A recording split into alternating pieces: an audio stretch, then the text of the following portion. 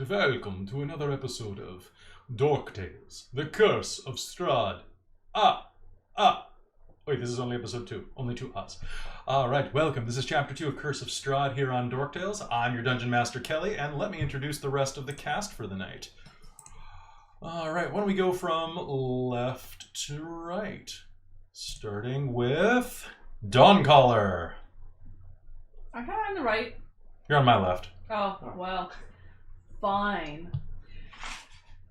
Hello, viewers. I'm Christine, and I am playing Illiken Dawncaller Vaime Laga, the one with the large name. It's true. Who is also herself very large and angry, as she is a Goliath barbarian. Accurate. And hello, I'm Amy, and I am playing Shasta Denmora, the half-elf paladin. Hi, I'm Neil, and I'm playing Brother Constantius Caris of the Welcoming Flame, Cleric of Break, God of Light, and welcome home. I'm good man. Hi everyone, I'm Michael. I am playing Zan the Plan Kovacs, the friendly neighborhood thief who is probably not going to be showing up unless you happen to find him stealing the stuff out of your pocket, in which case he'll probably not be there for long. Right. So, this is our... You guys had no volume that entire time. Did we not? Lovely. Did we not? You did not, because I didn't press 2 buttons. Oh, okay. So, Once more with feeling? once more with feeling. Let's try that again from the top, now that you're also centered. Good evening. Welcome to episode 2. I call it chapter 2. Shit. Alright, let's go back again. Good evening. Welcome to another episode of Dork Tales, the Curse of Strahd, chapter 2. Only 2 Ahs. Anyway, welcome. This is Curse of Strahd. I'm Kelly. I'm your Dungeon Master for tonight. What has happened before? The characters, a group of adventurers, presently without an adventuring party name, have been lured into the mists of Barovia, the domain of the infamous Count Strahd. And with that, why don't we go ahead and introduce the players? Let's start with Dawncaller. Hello. I'm Christine, and I'm playing Illiken Dawncaller Vaime Laga, the Goliath barbarian. Thanks. Hi, I am Amy, and I am playing Shasta Denmora, the half-elf pause for one sec, paladin. guys. No! It's doing the thing again. Huh. I'm fixing the thing. Woo. Audio interface, stereo, PC. Sound issues. All right, Christine. Hello. Do I get to do my introduction for the 3rd time? 3rd time's the charm. Is sound working again? And let's start with Christine. Well, for the 3rd time, I'm Christine, and I'm playing Illiken Dawncaller Vaime Laga, the Goliath barbarian. Continues to be true. Big Hello. and angry. Yes, continues to be true. Hello, I am Amy, and I am playing Shasta Denmora, the half-elf paladin. Yes.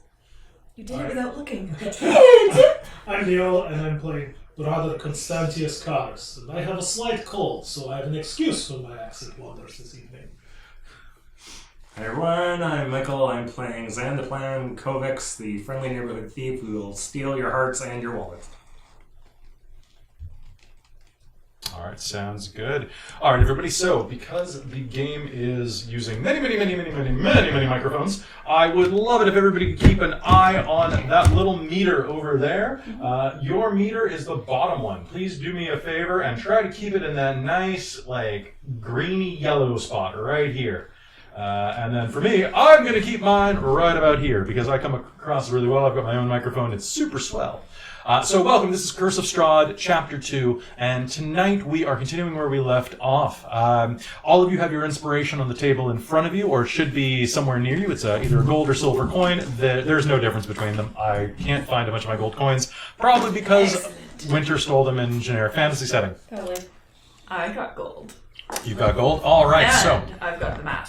All right, as we're going into this, I just want to say that Curse of Strahd is a fantasy horror setting, so there will be some things happening that might be creepy, spoopy, violent, and generally horror themed. So if you have any issue with this, or if this is a sensitive issue for you at all, do understand going forward, there's going to be probably some blood drinking, corpses. It's a horror movie.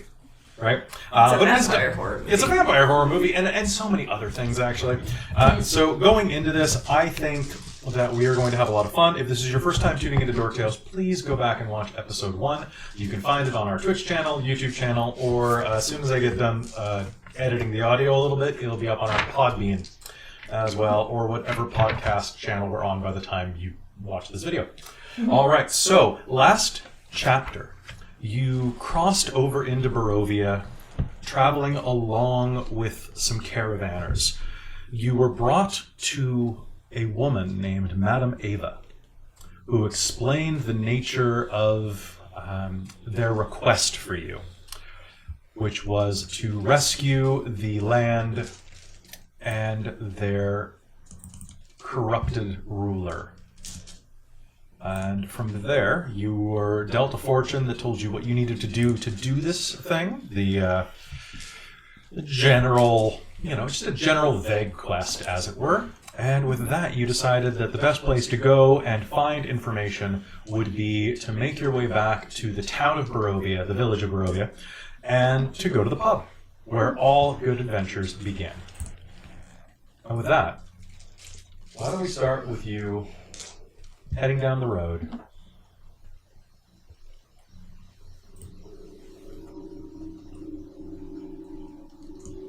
You leave the encampment of the Vistani people. The smell of smoked meat and the sound of dancing echo behind you in the gray, leafless forest. You follow the trail.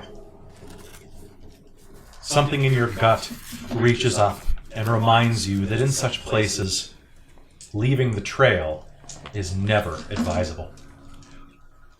Looking over the map that you were given, you can see Dawncaller as you look down. You are in the bottom right corner of the map. You were... Ah, yes, the village of Barovia. Yes. Mm-hmm. Just past that, you saw where the river arced upwards in an L, and that is where the Vistani encampment was. The Ivlis. This writing is really small. Can I see it? Ivlis River? That seems to What be... a weird name for a river. Zir Pool? Zir Falls? My goodness.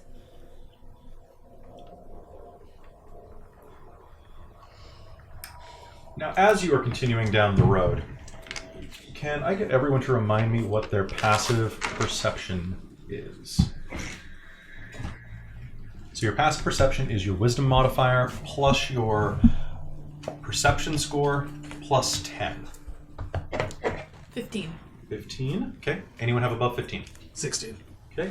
Sorry, wisdom modifier plus perception score plus? No. What? Your Proficiency. proficiency. Yeah, okay, yeah. I was Yeah. like, wait, no, perception? That doesn't exist in the system. So Doesn't your make any sense. proficiency Yeah, no. plus 10 plus wisdom. Mod. Yeah, yes. So 14. 14? And then Zan, you have a 12? 12. Okay.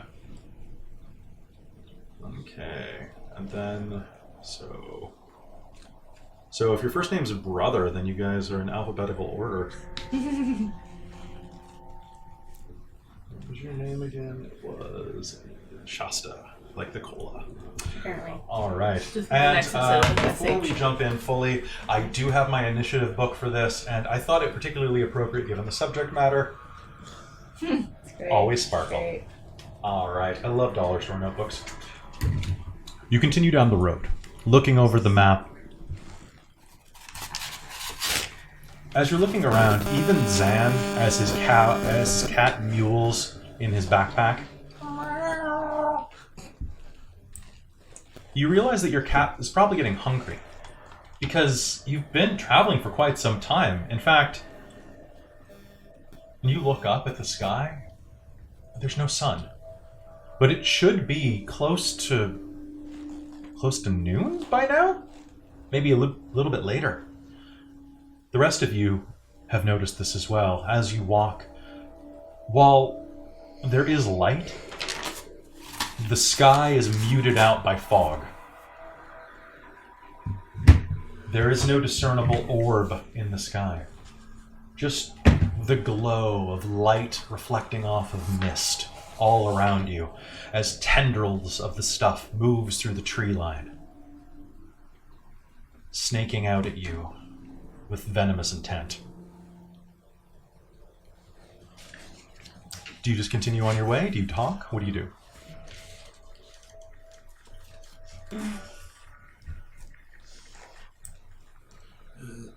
You have the map, Don Collar. How much further till this village?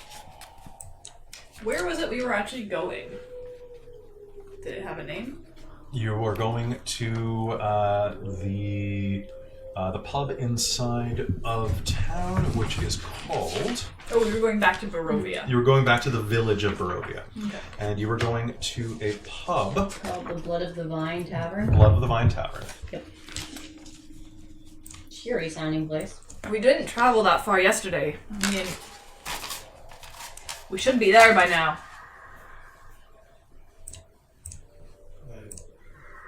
I do not have the sense of the woods. Perhaps, I don't know, you, one of you knows more about movement in such places?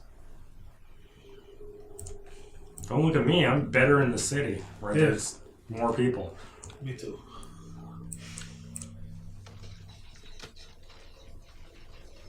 In the distance, you hear the sound of a tree being uprooted. Which way was the city? We should walk that way quicker. As you hurry down the road, it's actually only a few moments, a few breathless moments, as your heart holds in your chest as the sounds of the forest loom ever closer. Don't like the sound of that. And then suddenly, as soon as they come, they fade away, and the wrought iron gates of the village of Barovia lurch out of the mists. You've made it. Somewhere halfway decent. The gates stand open and swing slightly as you approach.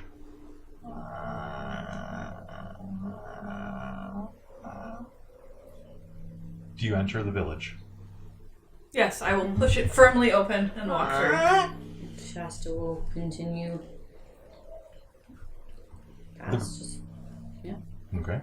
The gravel road that you walk on crunches beneath your feet. It leads into the village. Tall houses as dark as tombstones jut from the ground at somewhat odd angles. Like the houses have been built or patched over the years, some of them narrow at the base and wide at the top, others veritable pyramids, claustrophobic attic windows looking out like deranged madmen over the lane. Nestled among these solemn dwellings are a handful of closed-up shops. In the distance, you can see more and more buildings. Their doors hammered shut with boards, their windows reinforced.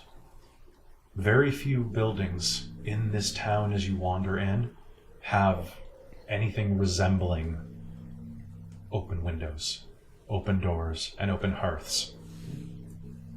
However, as you step across the main lane, a soft whimpering draws your eye toward a pair of children standing in the middle of an otherwise lifeless street.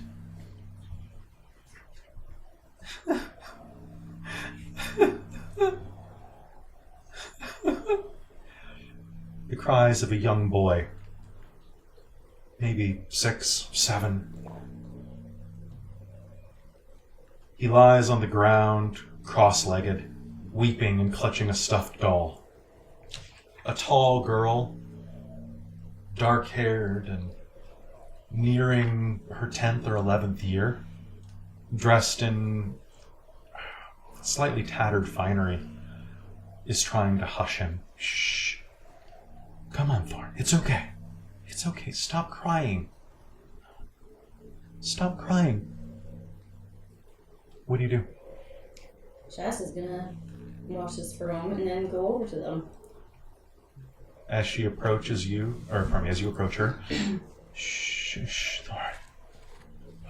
She looks up at you, suddenly, surprised by your presence. Hi.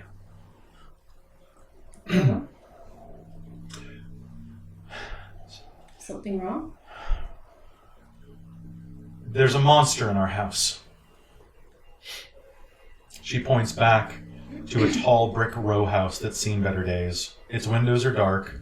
It has a gated portico on the ground floor, and the rusty gate is slightly ajar. The houses on either side are obviously abandoned, their windows and doors boarded up.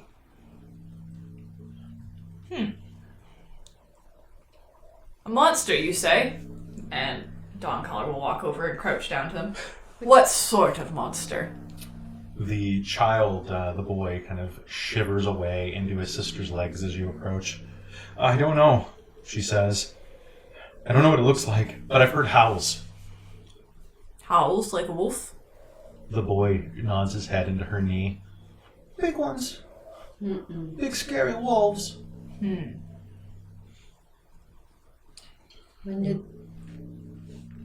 When did this happen? When did it?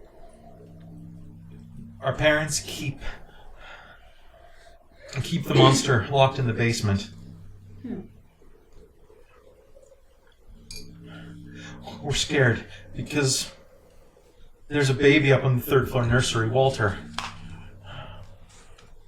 We couldn't get him in time. And just where are your parents? I don't know. Maybe in the basement? Do you know why they were keeping a monster in the basement? No, they don't tell us. How did it get out? Alright. It probably ate our parents. The boy cries. Shh, Thorn, it's okay, it's okay. Mom and Dad are fine. Mom and Dad are fine. Do you have somewhere you can go? Is there a temple? Family, friends, anything? The pub? It won't open for a while yet. It doesn't open until dusk. Alright. Well, she'll hand them each. She probably has a scone or something in her bag. And she'll hand the older girl a small dagger. She'll nod and accept it. If we're unsuccessful and something comes out, stick it with the pointy end.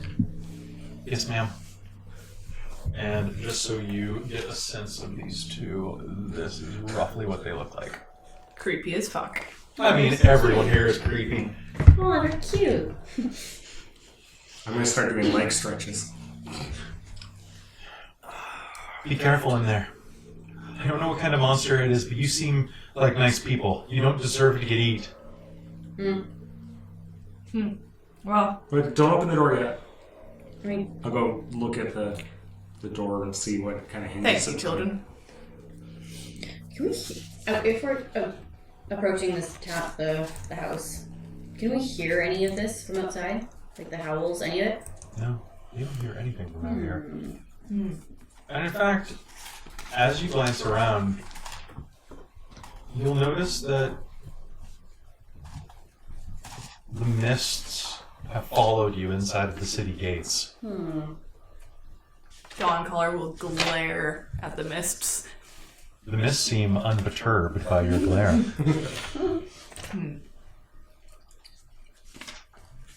Stupid magical forest land. What do you do? Yep. Right. Divine sense. All right. I mean, still, it's anything that's really obvious. If it's find cover, it won't help me too much. There's nothing on the street that alerts Okay. you. Okay. But as you look around, the mist itself roils a darker shade of black in your eye for a moment. There's something wicked about this mist. It's a putrid greenish gray already, but as you look at it with that divine sight, you can get a flash for a moment. And this is what you'll experience. As it reaches out of the shadow toward you, the whispers rising up.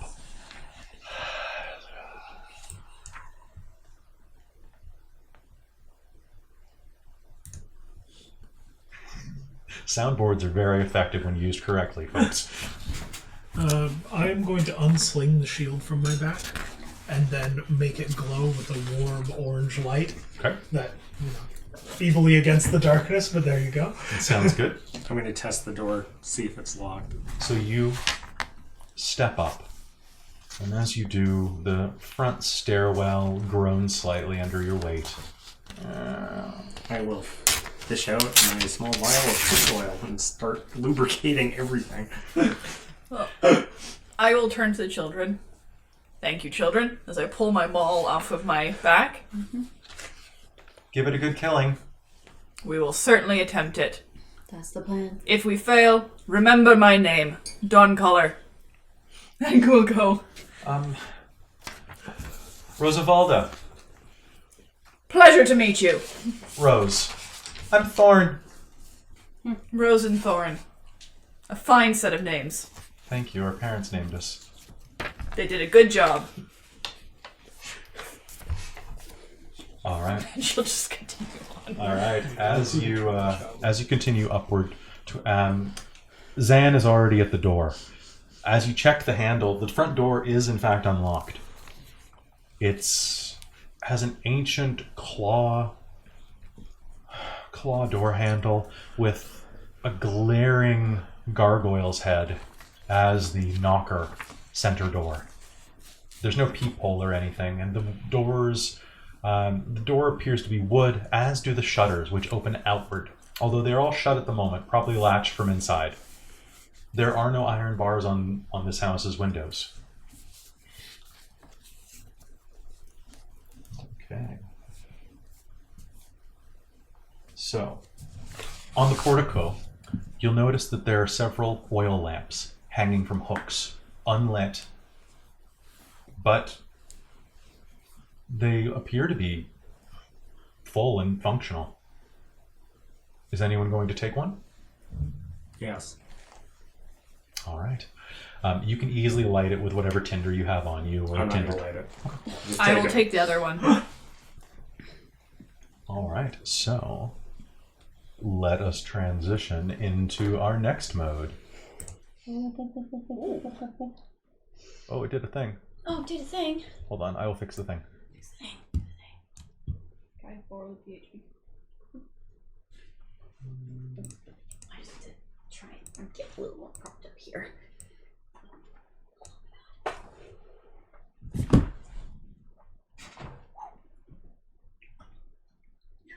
There, I fixed the thing. Right. Two-handed. I just need to get the cord out of the way. Ow. Oh, my leg hurts.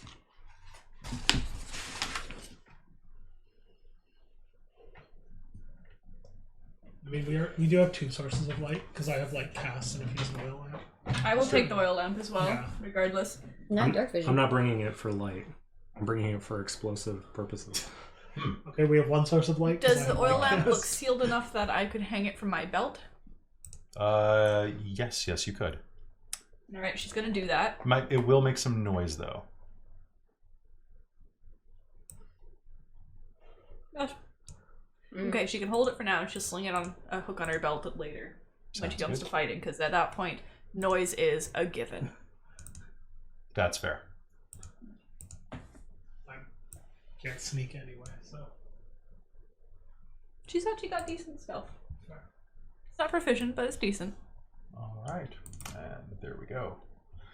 Okay, let me just grab your minis, and we're using a new setup style today, folks. So if you're watching us live, you'll see that we've got the dungeon cam back up, as well as some new accoutrements. Oh, that's why it was doing the thing. Hold on, I can fix this then. It was just too high, like everyone who lives near us. And I couldn't move it because it was locked. Do you have a little puppy? bit for your... Oh my... Oh, that's what Kel was making last time we saw her. It's not done yet, but it will be a dice bag. That's what it's roughly put together. Oh. Oh, what's the... How do you... He's gonna have a zipper. Yeah, on it So his what butt. is that? Oh, it's a tiny cat. Yeah. It's a little kitty cat. There, I fixed everything. Everything is great now. Okay, so when Kel puts a zipper there, also has to put a little X.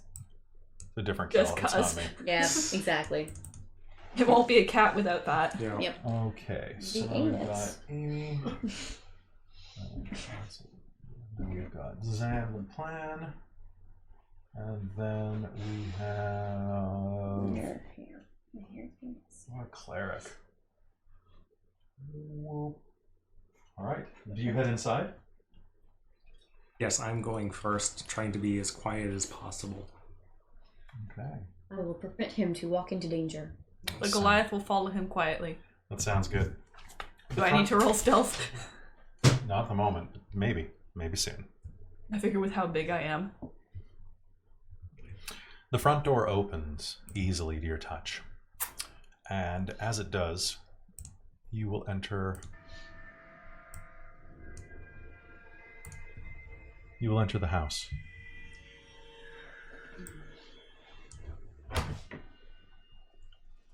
There we go. It's a fine balance here. The front entranceway, you'll see there are more oil lamps inside of this entryway, hanging off the ceiling by chains, flanking a set of open doors that open to a large foyer, or foyer, depending on how you want to do this.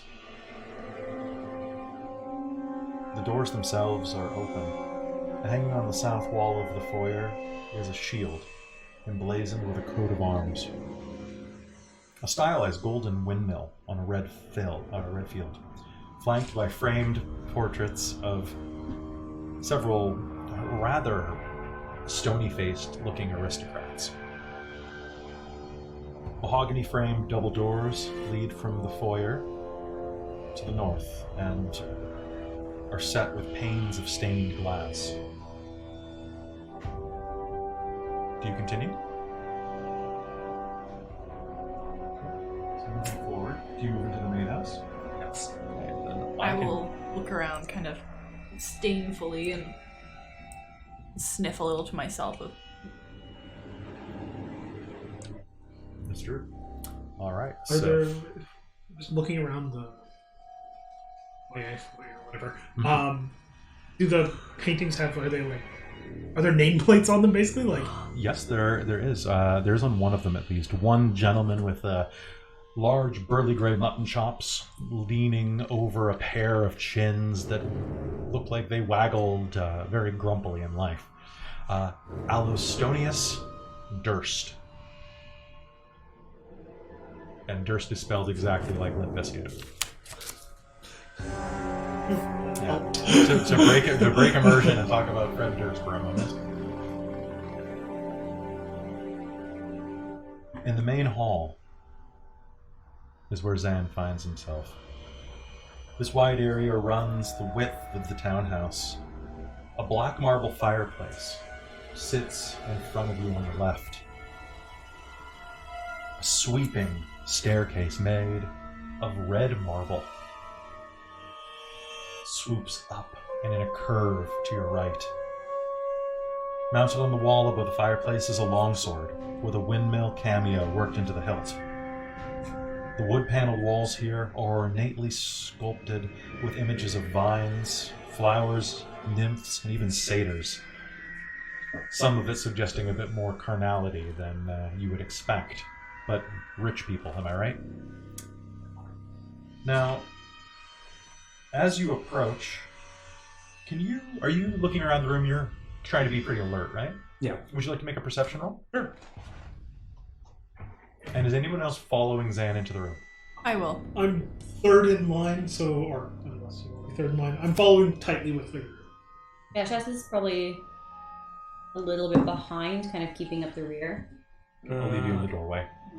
That's 8. May I also roll 8 perception? total?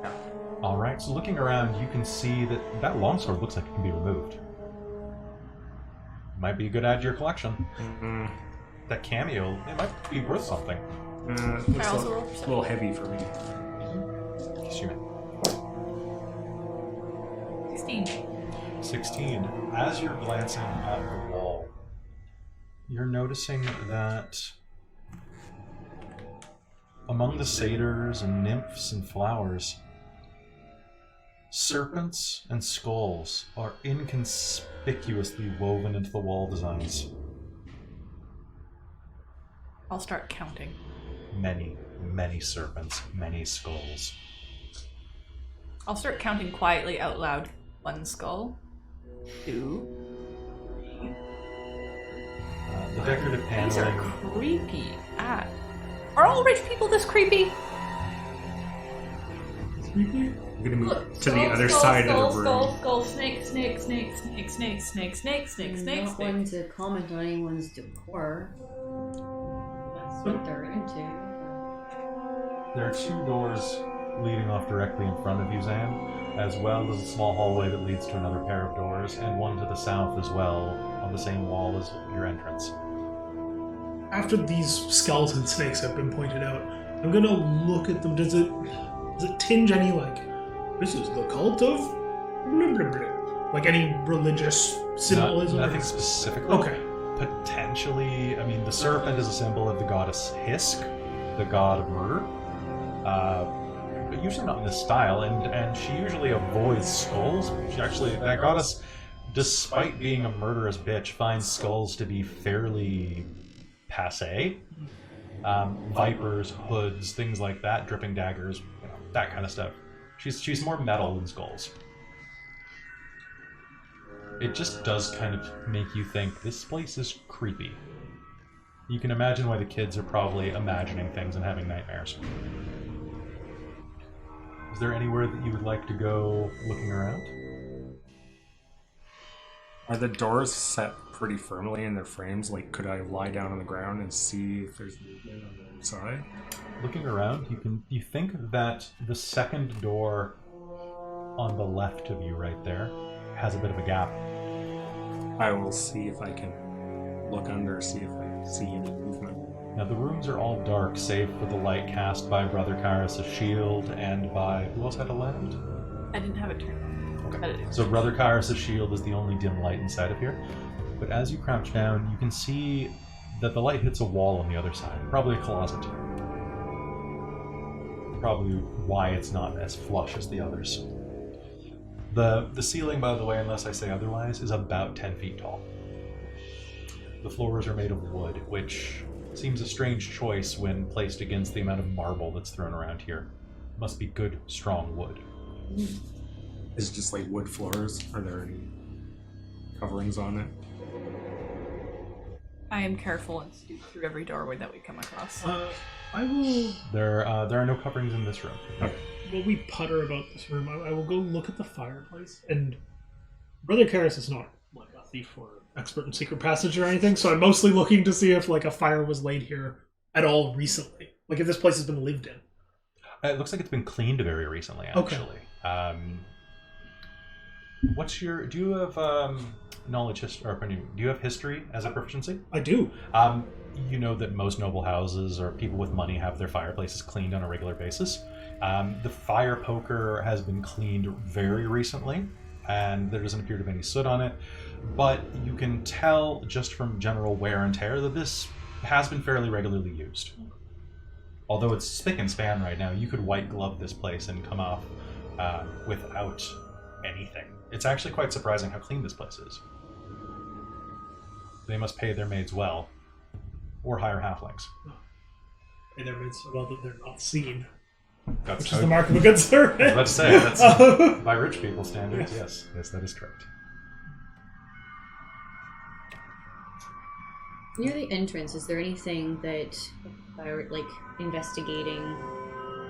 Is there another door next to me there? Like There is, yes, down to the south. Yeah, I'm Would you gonna. like to go there? Yeah, I don't want to wander too far in because they seem to have that covered. So I'll take a look and see if there's anything that sticks out. Sounds good. Just one moment.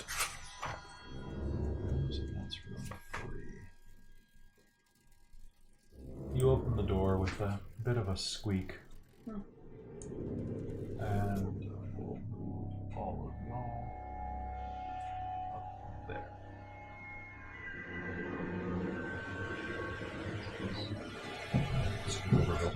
There we go. All right. Opening the door beneath you, or pardon me, to your right. The room in the front of the building is oak paneled. It makes you think of a hunter's den. The wall is very, very dark wood. Mounted above the fireplace there is a stag's head. Positioned around the outskirts of the room are 3 stuffed wolves. 2 padded chairs are draped in lush animal furs and face that hearth, with an oak table between them supporting a cask of wine, 2 carved wooden goblets, a pipe rack, and a candelabrum. There's a chandelier hanging above a cloth-covered table, surrounded by 4 chairs in the other corner. There are also 2 cabinets against 2 of the walls, one to your left and one straight ahead. And you can see that fairly well, right? Yeah. So there's a wolf like immediately inside the door, like one of the stuffed ones? Yes, and with your low light vision, you'll be able to tell that it's stuffed. Its eyes are glazed over. So I'll just start going around the room, just starting with that one wolf and just checking things for anything that seems out of place. Sure. The room itself seems fairly normal, actually.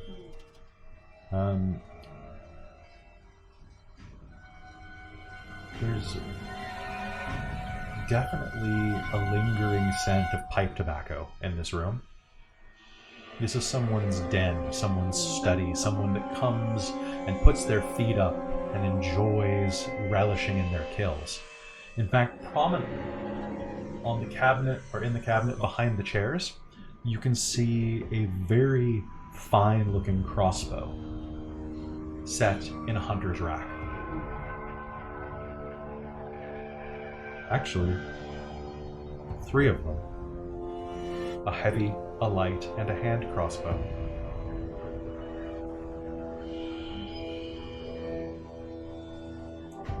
In the north cabinet, you can see through the glass that it contains looks like a box, maybe playing cards, or some gambling set, as well as an assortment of wine glasses and a couple of bottles. Probably some hard liquor for after coming home from a hunt in the woods. Besides that, there's nothing particularly special about this room. Then she'll head back out of it and close the door behind her.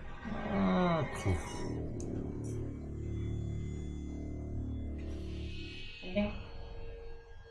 There's something in here. There's nothing here. Seems as though they're maintaining the place well, and I just like offhandedly gesture towards the fireplace. But we were told there's maybe on the 3rd floor and the monster in the basement. Was a monster. I mean, I haven't heard anything.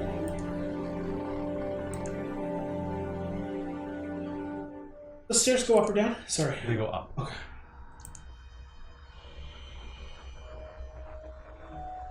What are you thinking? Perhaps it is best to upstairs first, just in case there is a child on its own. Not.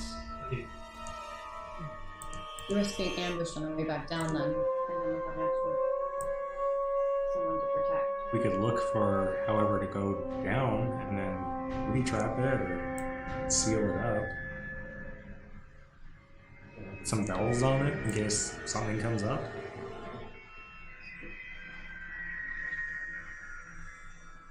What else? Seems to be on this floor. Where those doors go. No motion to it. Do you enter them? I'll point to the one that I looked under and say, I think this is a closet. No point in going in there yet. Well, perhaps there is another way down.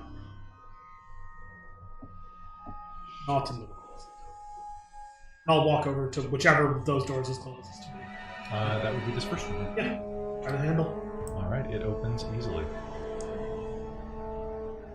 Click the right thing, Kelly. It opens, and you'll find yourselves in a dining room. The centerpiece of this wood-paneled dining room is a carved mahogany table surrounded by 8 high-backed chairs with sculpted armrests and cushioned seats. A crystal chandelier hangs above the table, covered with resplendent silverware and crystalware polished to a dazzling shine. The table is, not the chandelier. Mounted above the marble fireplace is a mahogany-framed painting of an alpine vale. Is anyone looking around the room or doing anything? Yeah. Thing. Yes. Now, coming in, clearly coming through a little corridor.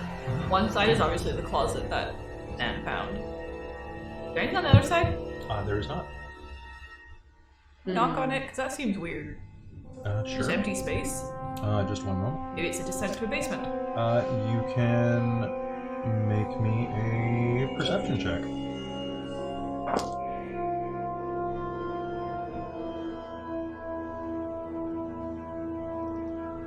$23. Holy crap. Rolled an 18. Okay, so Came with the t-shirt.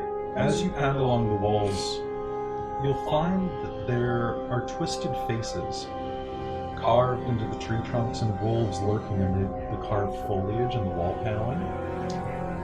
Red silk drapes cover the window, and a tapestry depicting hunting dogs and horse-mounted aristocrats chasing a wolf hangs from an iron rod bolted to the south wall. And as you are looking around there, let me just double check something.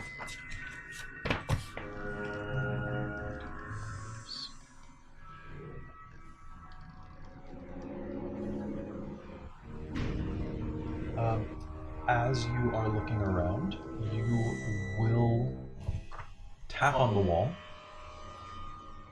and it will be hollower than you... Actually, exactly as you expect.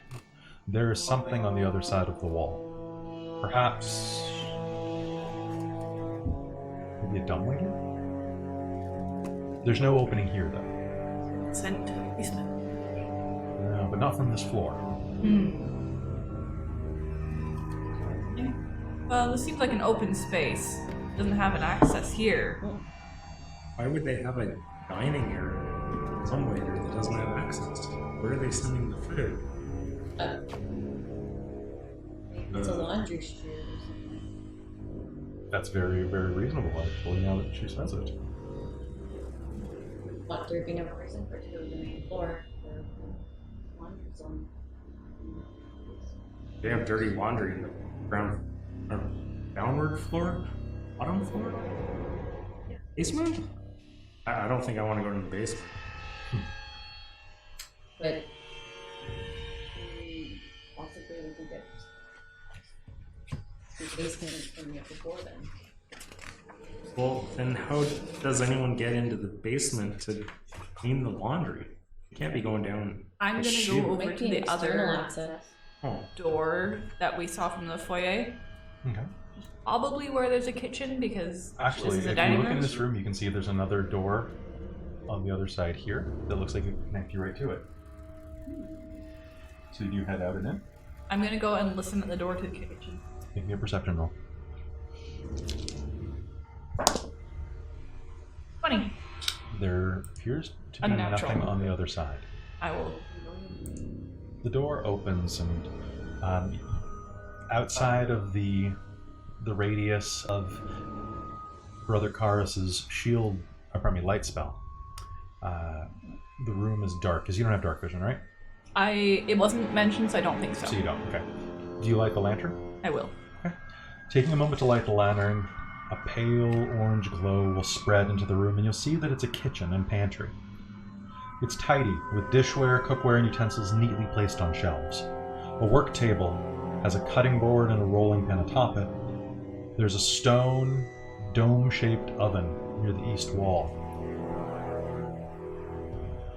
And on the other side is an open pantry door. The food appears fresh, There are some loaves of bread, a bag of flour that's very well sealed, jars and various, actually several tins.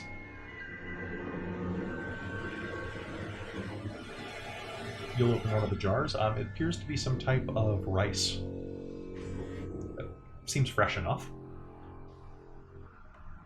Looking around the room as well, you'll see that on the south wall there is a wood box built into the wall, about 2 feet by 2 feet wide. It has a little handle at the bottom and is these horizontally stacked slats of wood built into the door. They collapse upward like a writing desk, and you'll see that there is a small metal box inside. Have you ever seen a dumbwaiter before? Probably not. It looks like a box. It's a metal box, and you can see that the very top of it has some rivets, as does the bottom. I will put my hand in it. It will push slightly.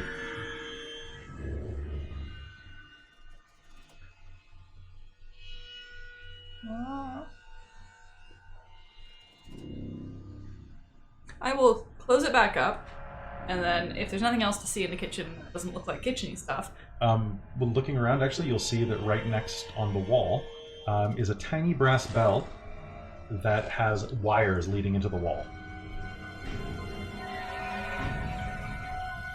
Looks like almost like a tripwire would. Someone can probably ring this on another floor. What are the rest of you doing in the other room right now? Is the you may have mentioned this. Is the table laid or is it bare? It is completely laid and waiting. The silverware is all out. It is burnished to a silver shine. Silver? Yes, absolutely silver. But there's no food on it. There's no food on it yet. The plate, the settings are ready, and like there's no dust at all. It looks like it's prepared for a dinner in another hour or so. Once again, we find ourselves meticulously clean. Some signs of life, no evidence that it's been here. They must have servants. The cat in his bag meows. Yeah, I know, I'm hungry too. Perhaps Don Collar has found something of interest. I will go back in at that point and go, why would they have a box in the wall that moves? What the? This is more rich people nonsense. And bells. It looks like they have an alarm system set up. Really? There's bells in the kitchen with wires going into the walls. Probably servants can be called from other places. I'll reach over and Are they not lazy? take a couple knives off of the table. I try to do what everyone else is using. Or you just- Relatively.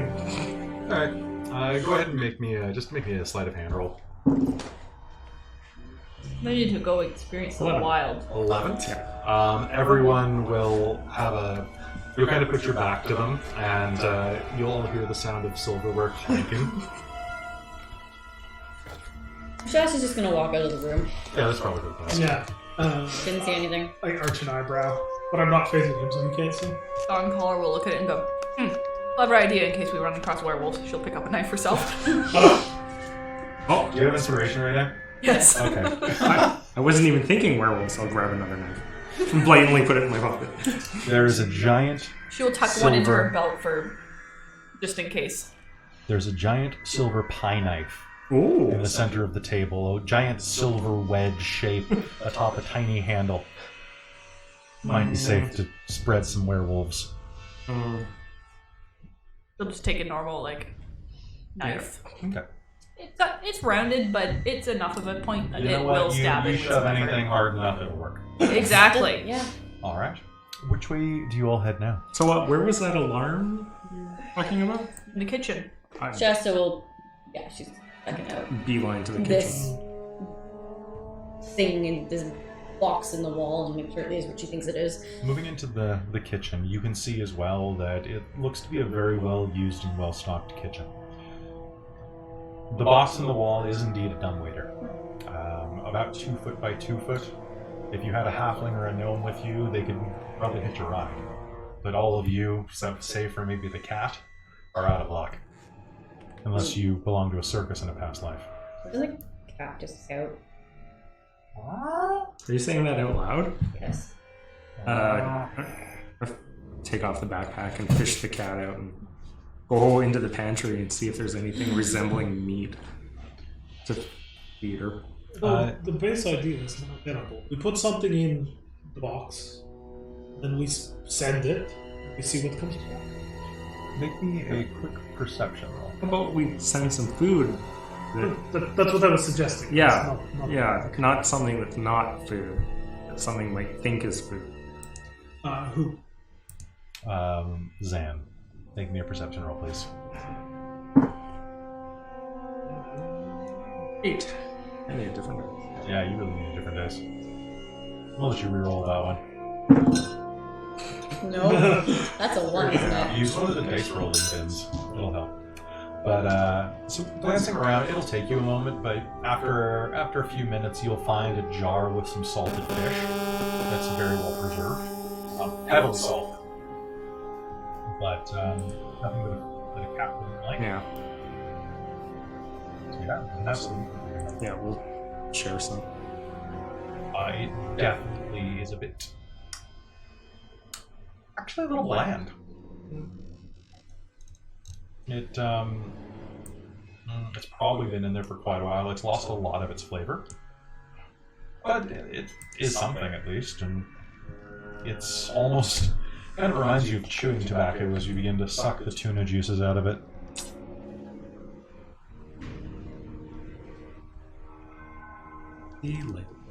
Delightful. All right, where do you go next? I was just gonna toss on for bread or something, or like even like a jar of rice in the dumbwaiter and see if we can get it to go up. Bring it back down. Just see if there has been a state change. Sure. You can recognize how to operate the pulley system next to it. Why are you putting bread in it? Are you trying to bait some sort of bread eating thing? Bread is at hand. Do you have something better? We could try some more of this fish. Or Then some we'll put your fish in there. Oh. The dumbwaiter goes up with very little resistance. This is probably very well used, and as it goes upward, it will eventually go a full floor up. And then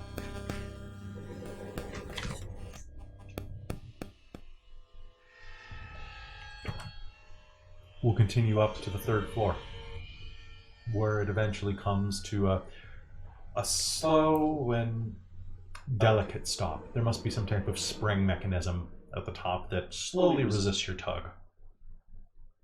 I will, once it's at the top, I'll take my light and shine it and look into the shaft, up and down. Okay. See if I can. See if it does go down. Let me see if it does go down, actually, because that's one thing I hadn't thought of. Ooh, okay, so that goes down to there, yes. And yes. Okay.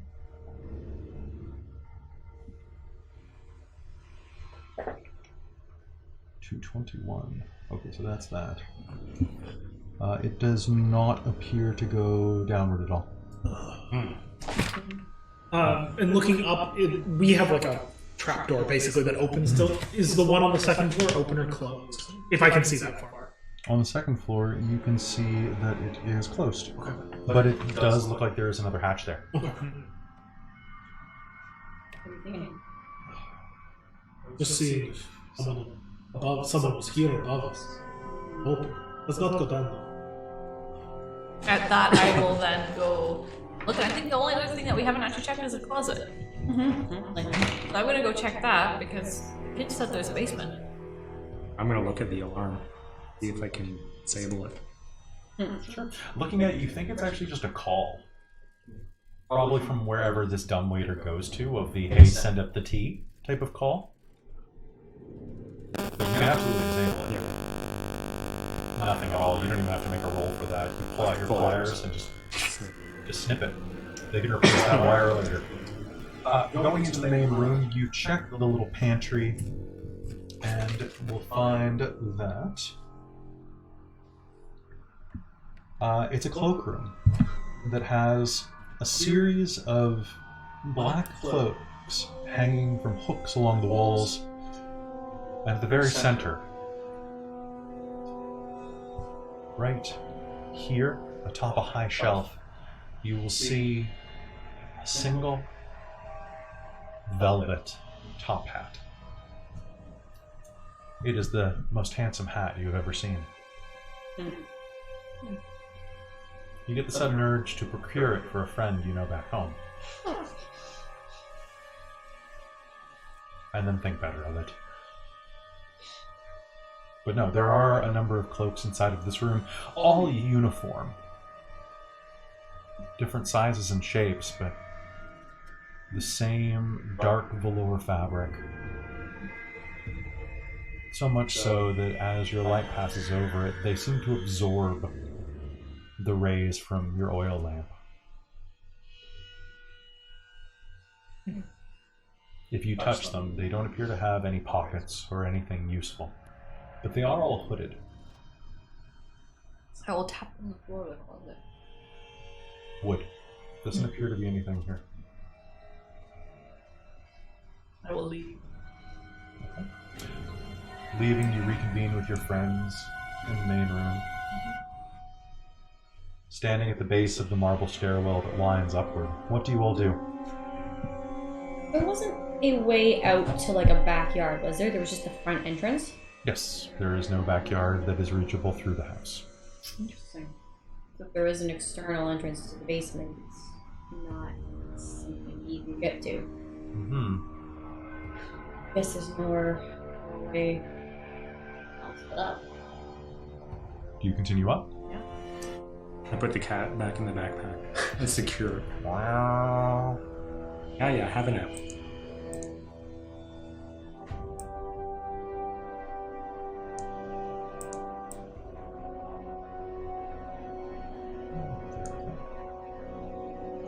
Real quick character break. How are you guys liking the digital layout? It's cute, I like it. Yeah, it's really cute.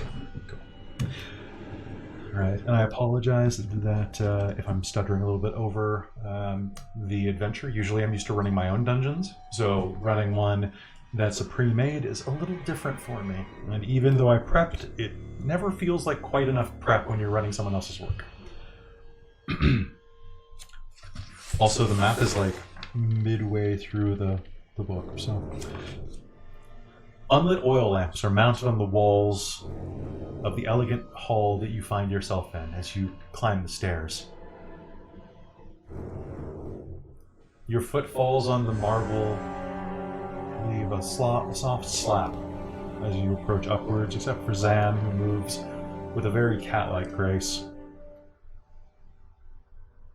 Hanging above the mantelpiece, your lantern and shield will cast light across a wood-framed portrait of 5 people.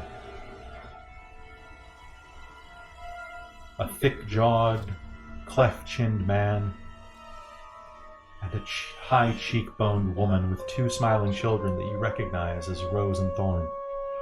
Cradled in the father's arms is a swaddled baby, and as you look at it, it's unmistakable.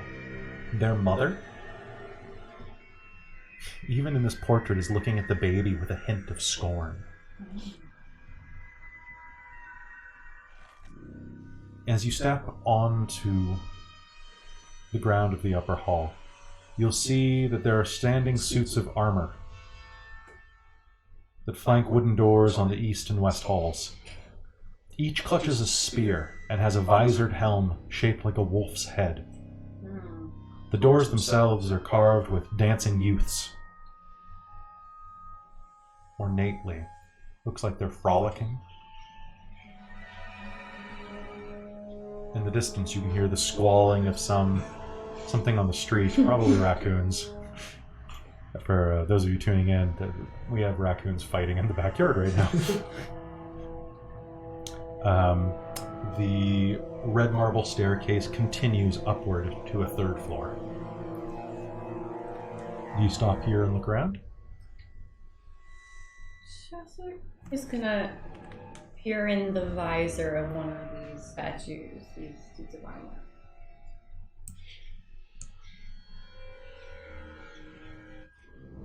Oh, it actually doesn't show up on the sound at all now that I look down. No, it's still unnerving. You know what? As long as it unnerves you and not the audience, I'm fine with it. All right. So as you approach, looking inside of the suits of armor, they're empty. Decent suits of armor, though. Actually, they're probably better than what you're wearing. It's so clunky here. Yeah, it's definitely plate. And can you make me a perception roll as you're looking around the room?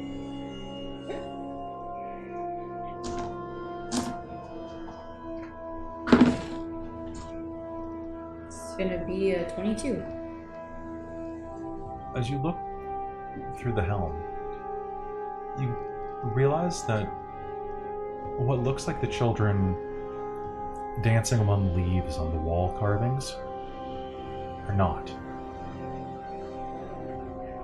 The children are not dancing. They're fighting off swarms, bats. Their terror carved into their faces. You can see grimaces, screams that a casual onlooker might see as glee. You see for the horror that it truly is.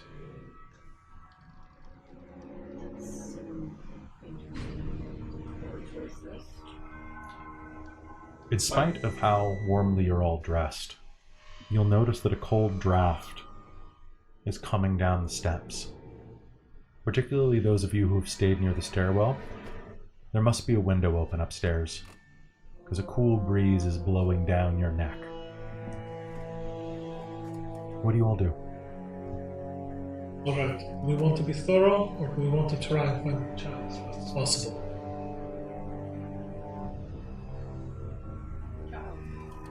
I support this as well. Just to check, do these doors look like they swing in towards the rooms they go into, or out towards us? Most doors will swing in. This looks like something that we can stick something through to prevent them from opening easily. Most of the doors are hook-handled, so if you had chain, absolutely.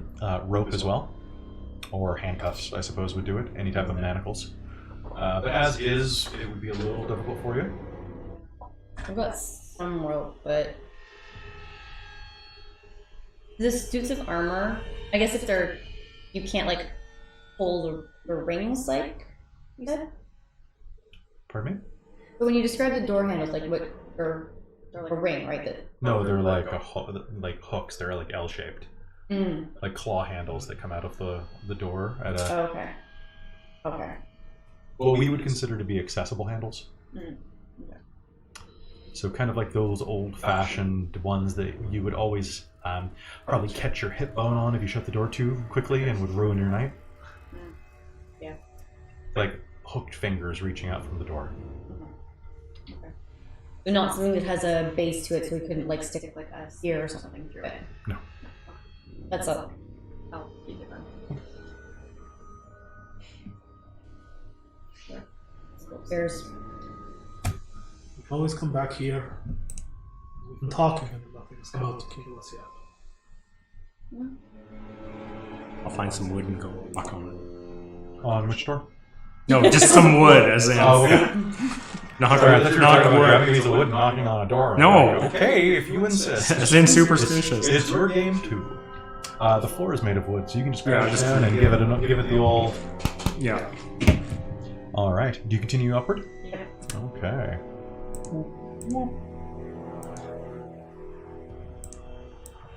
Wow, this is way small. Oh.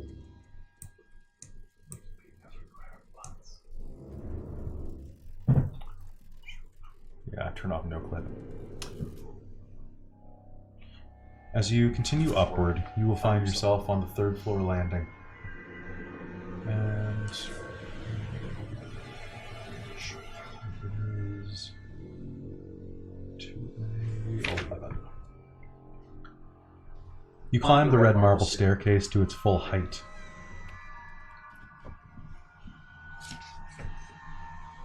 Apparently so. Cool.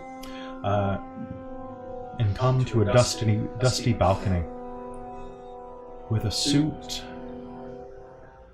of black plate armor standing against one wall, draped in cobwebs. Actually, you guys are coming up the... Who's coming up the stairs first? I was gonna go first for a second.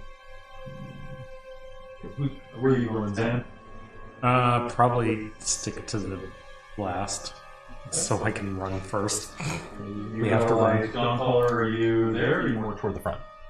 Way more toward the front. Okay, are you in the front, or are you second? I'll be second. So marching order 1, 2, 3, 4.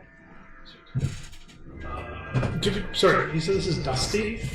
Yes. I'm gonna actually reach out. And, oh no, both my hands are full. I'm gonna go up. Wait.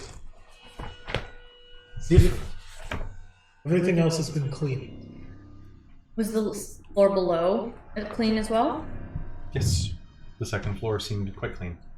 And was the stairwell clean as we went up? Yes. As you come to the 3rd floor, though, you will find that there is... the banister becomes somewhat slick to the touch at the very top. So it's like as soon as you get to the top of the stairs, they just didn't touch anymore? Yeah, in fact, like glancing over at that suit of armor in the corner over here, or I guess along the wall, it's completely draped in cobwebs. No, that doesn't. Children said there. Child was up here? Yeah. I mean, I've heard the families closing down things in houses when someone dies. Why would you raise a child in that space? Is the floor dusty as well? Yeah, Disturbed. There wasn't any footprints. Why don't you go ahead and give me a perception roll, or survival roll, or investigation. I was going to do investigation, but honestly, it's going to be the same for me for investigation for perception, so. It's going to be 15. You take a step into the room, and you can see that your footprint leaves a very obvious trace on the floor. Mm-hmm. There appear to be no other footfalls inside of this room. No one has been here for At a least, long time. at least a month. Perhaps longer? Do you look around at all? It makes me concerned about the child. Yeah, I'm going to keep looking around. And I'll offhand, mention out to Lane. Unless there's another way to get up here. Such as there might be another way to get to the basement. Let's hope, for the sake of. As you step into the room and look around, you can see that there are 2 oil lamps mounted on the oak-paneled walls. The walls are carved with scenes of woodland trees, falling leaves, tiny critters. I will take a closer look at this after my own encounter with the bone channel and then what Shaste said. As you step inside and look, you can see that the trees are decorated. Corpses hang from knotted ropes as a sword lances into Shaste. Shaste, suddenly a sword lances out from the darkness and strikes you twice. I need you to do me a favor. Your armor class is it 16 or higher? Well, if I've got my shield out, it's 17. Otherwise, it's 15. Okay. I don't think I had my shield up at that point because I was Alright, looking at stuff. You are going to take 10 points of damage. Holy! The suit of armor lurches to life in front of you and strikes you twice with an old serrated flamberge. It slashes you across the stomach and hacks down on your spine. And I need an initiative roll off of all of you. Sure can have one. Let us know when you want to, and I'll tell you. All right. So I'm going to start from the lowest and work my way up in this case. Sure. So 5 or lower. All right. 6, 7, 8, 9, 10, 11, 12, 13, 14, 15, oh my god, 16, 17, 18. Okay, 19, 20, 21. Man, I thought I crushed it, and then... I rolled a nat 20. Yeah, fair. I only have a plus 1. And dog collar? 23. Holy I have a +4, okay? I've got good decks. All right, Dawn Caller. You see a sudden lurch of motion out of the corner of your light, or the corner of your eye, as the armor lurches to light and brings a sword up and down into your companion, spraying blood across the dust-covered floor. I hook the lantern on my belt. Okay, that's your bonus action. Ball.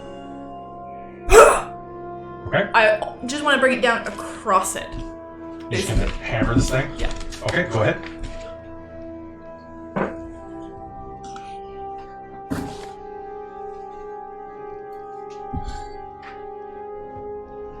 $24 to hit. 24 to hit is definitely a hit. Roll me damage.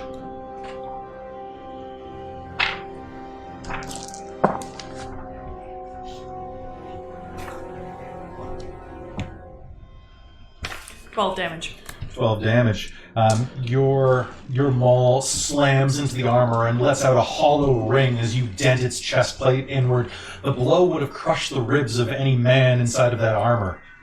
But as the suit of armor twists to look at you with malevolent hollowness in its eyes, you realize there is no man in that armor.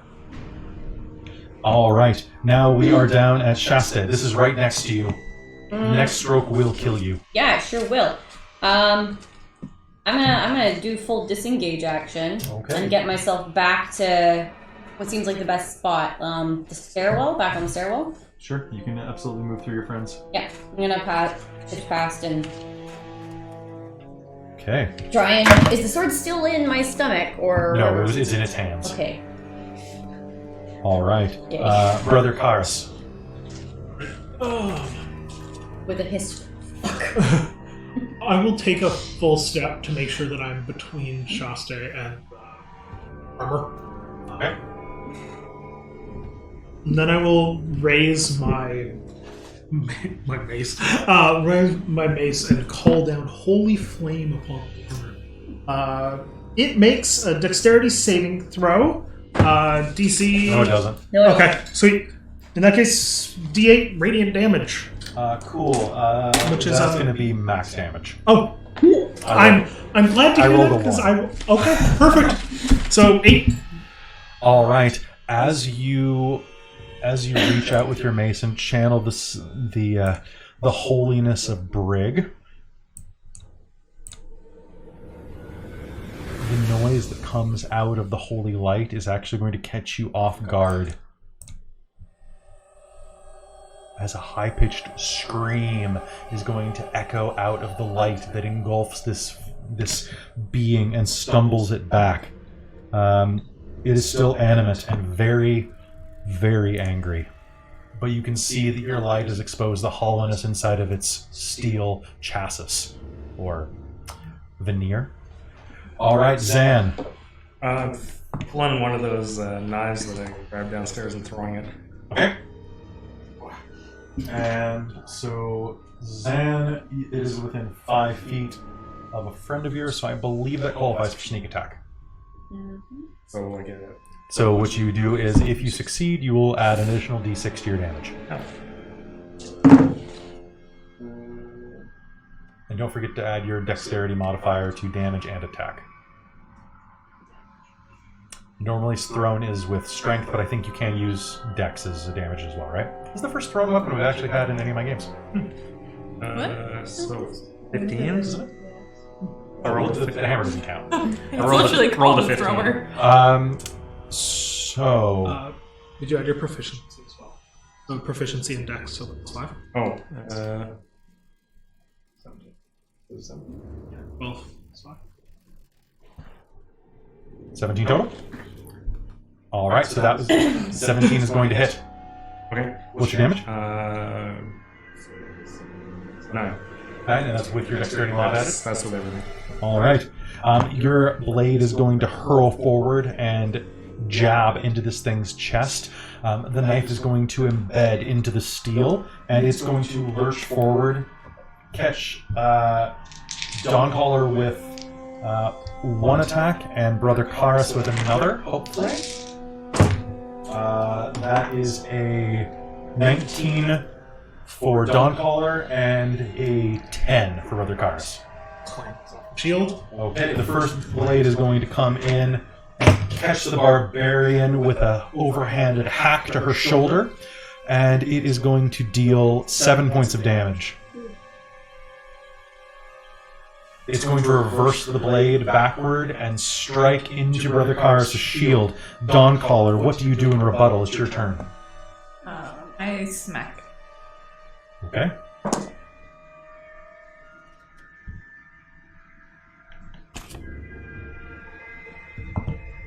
To hit. That is a miss. As you raise your maul to backstroke, you can feel where the flamberge serrated across your shoulder tendon, and you can't find the strength in your bicep to raise it to hit fast enough. You manage to catch your maul before it slides out of your grip as your hand goes numb for a moment. Shasta. I'm going to pull from my nail and hands pool, I guess, because I can use it on myself. Right? Yes, you can. Yeah, so I think it's paladin level times 5, so I think I have 5 You hit heal up points. to I 5 can hit do. points, yes. Yeah, I'm going to do that. So dump them all on you? Yep. All right, Brother Karis, it's up to you. You lay your hand on yourself and feel the conviction of your vengeance course through your veins. And Brother Karis steps further in front of you, emboldened by his earlier maneuver. Again attempts to call down Sacred Flame upon the suit of armor. All right, and that's another... DC 14. that is a fail. Roll me damage. Okie dokie. 8. And as you call down to Brig again, that wail will come even louder than before, and the armor collapses into all of its component parts.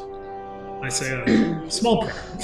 The flamberge tumbles from its grip and clatters to the floor, and as it does, you can see the blade become slightly rusted.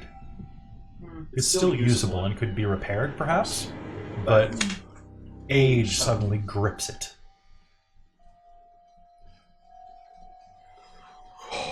Silence overtakes the stairwell and balcony. I've now got my shield out. What was that? It seemed to me to be an animated suit. That's not a thing. Yeah, There was that's the nothing I in mean, it. the evidence that it is a thing. Well, it's thing. not My a thing stomach now. is the evidence that it's the same. Briggs. Yeah, we should fix Does that. Brig have titles? Brig has several titles. Brig is the torchbearer, the patron of the hearth, and some other ones that Neil has made up as well, which are... You said one at the beginning of the game today. Oh, yeah. I'm a brother of the Welcoming Flame. Okay. Cool. I just wanted to double check out of character before. Sure, absolutely. Thanks for asking. You shall be known as Flamebringer. I thank you, Kyle, for your generous title, Caller.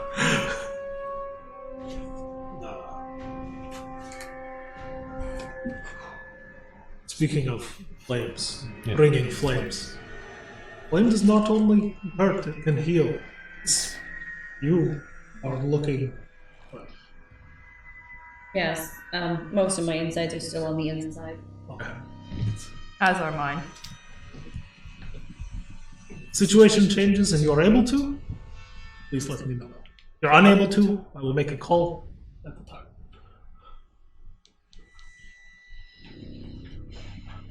Oh. Let's keep going.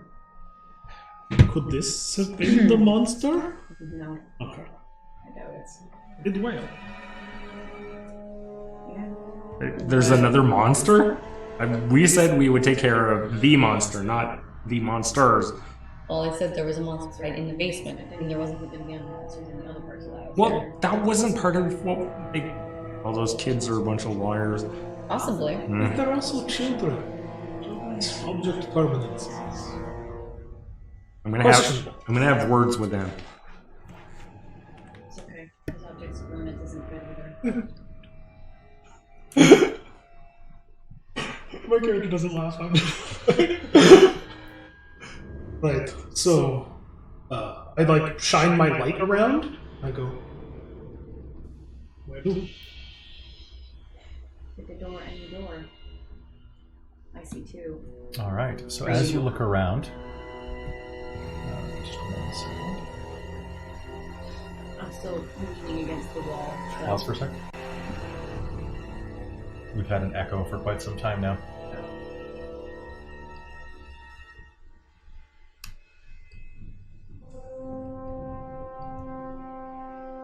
Okay. All right. So as you look around the room, where are you looking? Well, Shaz is leaning against the wall, like right at the top of the stairs there. So she's looking down at so she sees the one. She's looking at the doors like around the corner, and then the one down at the end. So she can't see whichever one is opposite those double doors. Okay. So,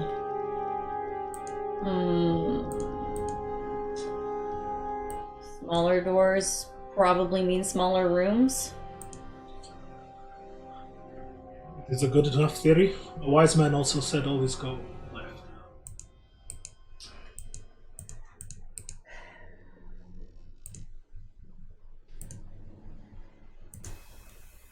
Well, Okay. inaction seems like the worst course. And I'll walk down to where those two doors are.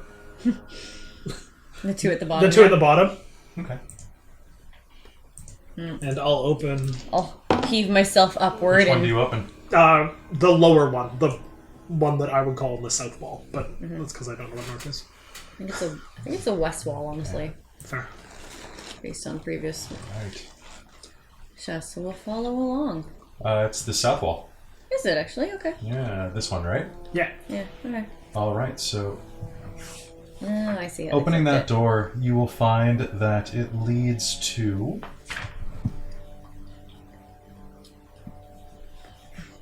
a room that is shrouded with dust and cobwebs, an elegantly appointed bedroom, and adjoining nursery.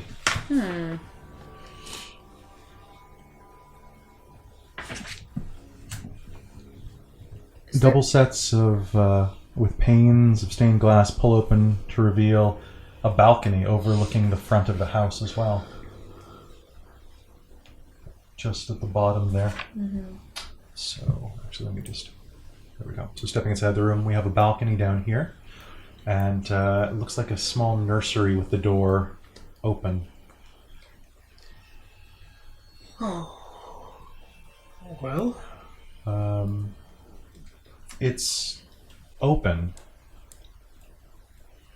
but still only a few inches. Gonna Hanging largely ajar. Or, pardon me, hanging largely shut. Words are words, yes. but we can tell it's a nursery through the crack we can see. Yes, you can. You can see a crib. Okay. Ah, yeah, makes sense. That makes way more sense. And Heft my shield up and as I go through the door. All right, so you go through the door to the bedroom? Yeah. Okay. And I'll go through then this guy. peer around and just see what's going on. Okay. And then look. The I'll go bedroom in itself. second unless Dawn. The bedroom itself contains a large bed, 2 end tables, and an empty wardrobe that, you know what, it just looks empty because they didn't give me a room description, so I'm reading a thing. Mounted on the wall next to the wardrobe is a full-length mirror with an ornate frame carved to look like ivy and berries. The nursery, you can see the outline of what must be a crib, but it's covered with a black shroud. Huh.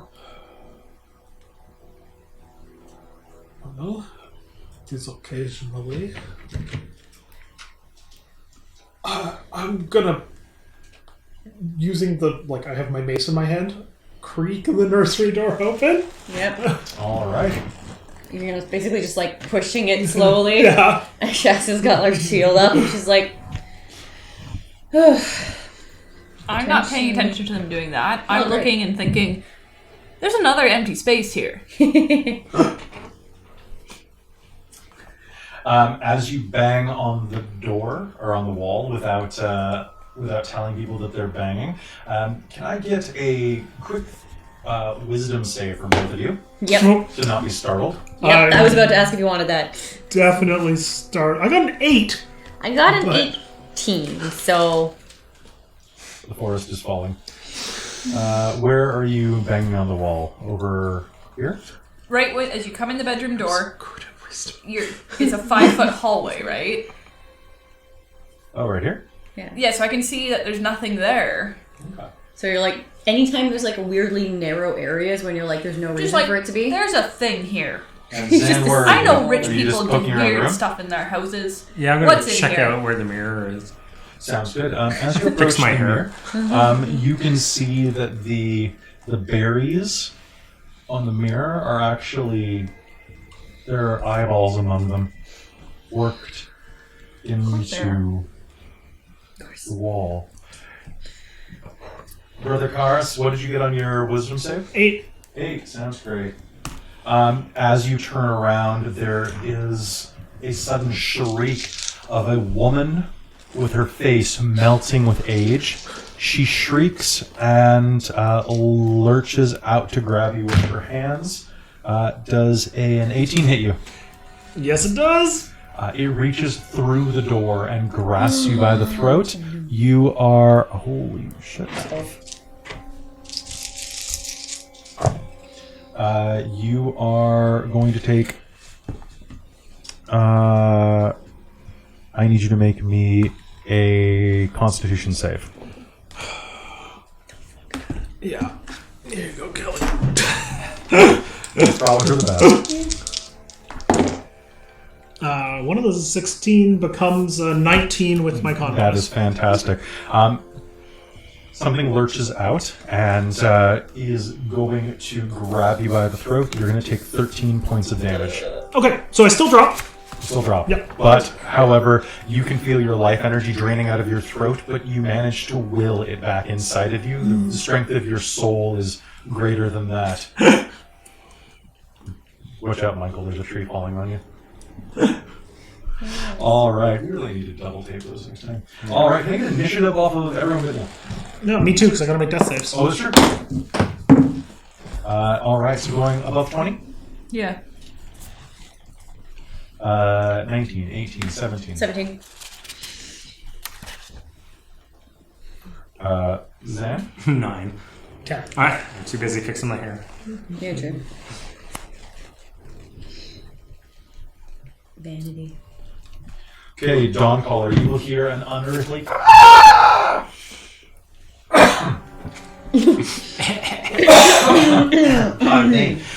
a scream behind you of unholy wrath, and your cleric drops to his knees, his flesh as pale as a sheet. And she's like grabbed around the throat. Yeah. Unhand Flamebringer! Okay. And bring down my axe, and I'm raging now. Pass Okay, my you would like hand. to rage? I would like to You rage. would like to rage. You know what? It's catchy. Let's use it. One moment, because I think we do need... Oh, here we go. Very good, very good. Oh, let me shift again. I'm sorry.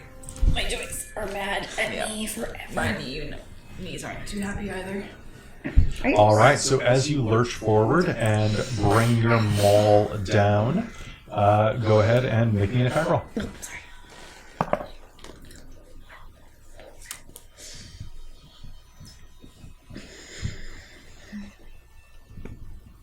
25. That is definitely a hit. Go ahead and roll me damage.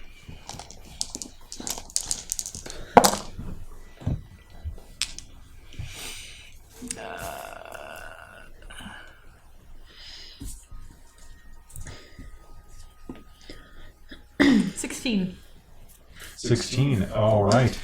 You bring your maul down with triumphant rage into this creature, and it passes through it.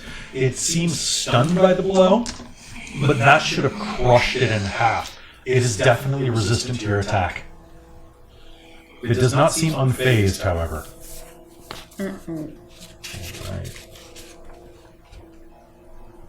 All right.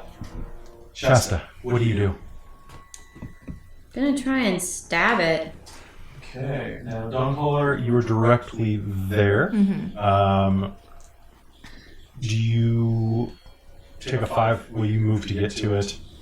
You could move once away, but it would get a swipe at you. Because right now you're blocking the door. No, that's fine. Okay. I'm going to say that because of the way this is, you're on the ground. You can reach the door and stab as well, but you will have. Yeah, because we were basically both like right at the doorway. But with your barbarian raging in the door, you're going to have disadvantage on the hit. Yeah, it was kind of like suddenly there's a barbarian swinging past my head. Yeah. So go ahead and try to roll. You can spend your inspiration as well. Yeah, I was going to. All right. Go ahead. Yeah. Do it. You do not want this thing to hit again.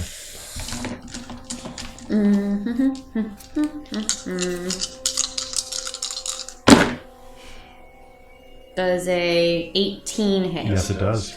So then that's only 6 damage, but 6. Are you choosing to smite?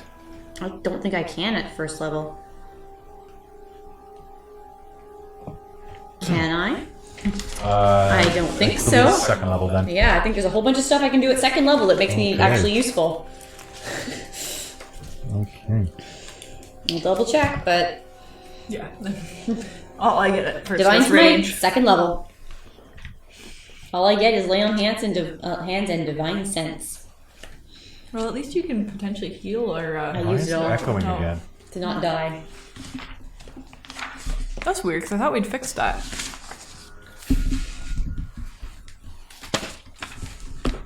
Yeah, I thought we had to. I'll show you at the break.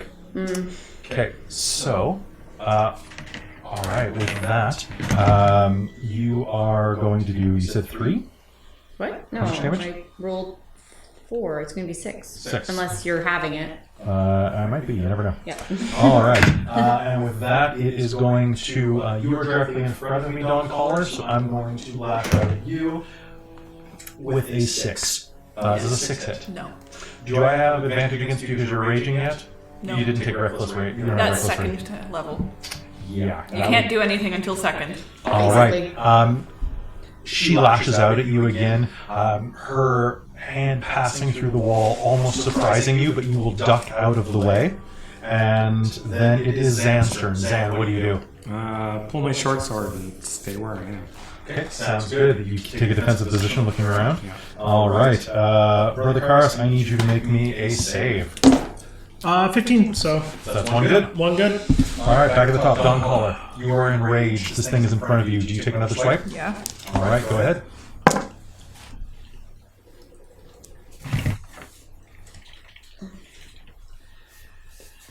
24 to hit. 24? Mm-hmm. Fantastic. That is definitely a hit. Roll me damage. 19 damage. I rolled full. But still. Amazing. I bring a maul down on it.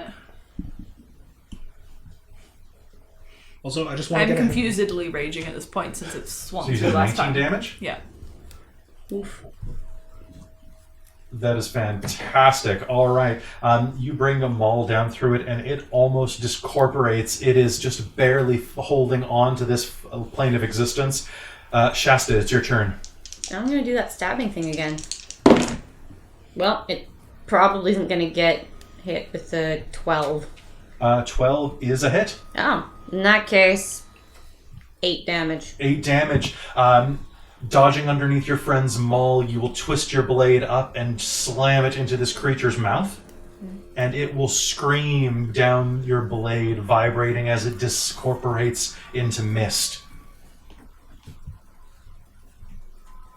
Your friend lies on the ground, his lifeblood seemingly stilled in his veins. Make me another death save. 15 again. I hate Okay. incorporeal things. Okay. And Zan, what do you do? You don't get hit properly. True. Stand there confused. What was that? What is everyone else doing? Trying to do medicine to stabilize this guy. Make me a medicine roll. I'm gonna do that. I rolled a 2, Okay, so it's gonna be 4, and apparently I'm not doing anything at Go all. ahead and make me a roll again. That's a fail. That's a fail. All right. It's your second fail? No, my first I fail. was going to say, it should be your first fail. Yeah. All right. And another round will pass. I will Same attempt thing. to stem the bleeding There is on you or on him? on him. There is no bleeding. It reached No? right into him. Yes. I will try probably and why I'm shake having him issues. awake then. Okay, that sounds Oh, good. no. Make me a roll. Oh no! It's a pass. Okay, that's That's my third pass. I Third rolled pass? a 12. All right, and that means that are you conscious after a third pass? I actually don't remember. You're know what? I'm gonna stable say- at 0. I'm going to say that you are conscious and unable to fight, but are able to move, and with some effort can cast spells. Because we're out of combat. Yeah. It doesn't really matter. Gonna You will help push shake up, him right? too as his eyes roll back toward you. What? If you put him down, I'm gonna try and just make sure he doesn't just collapse. No, I'll just hold him sitting upright. Cool. Good. Propped up, I'm gonna mumble like a small prayer and touch myself, and then have fire flow from my hand into my body. I assume when a You ghost need to lean grab you, you forward get slightly? chilly. You are covered with necrotic energy. Yeah, and it just burnt. Well, let me roll a d8 and we'll see how much it burns away. That sounds I great. will. I rolled a 5. What's the bonus on It's feelings? it should be your wisdom. Yeah. Okay. I will look deeply into your eyes. I hate incorporeal things. I must say that I myself am not a fan of them. And kind of just give you a firm little meh. Well, on the upside, I have pretty good wisdom, so I rolled a 5, I heal 9. Did you shake the corruption out? Zan, can you make me a perception roll since you were searching that corner?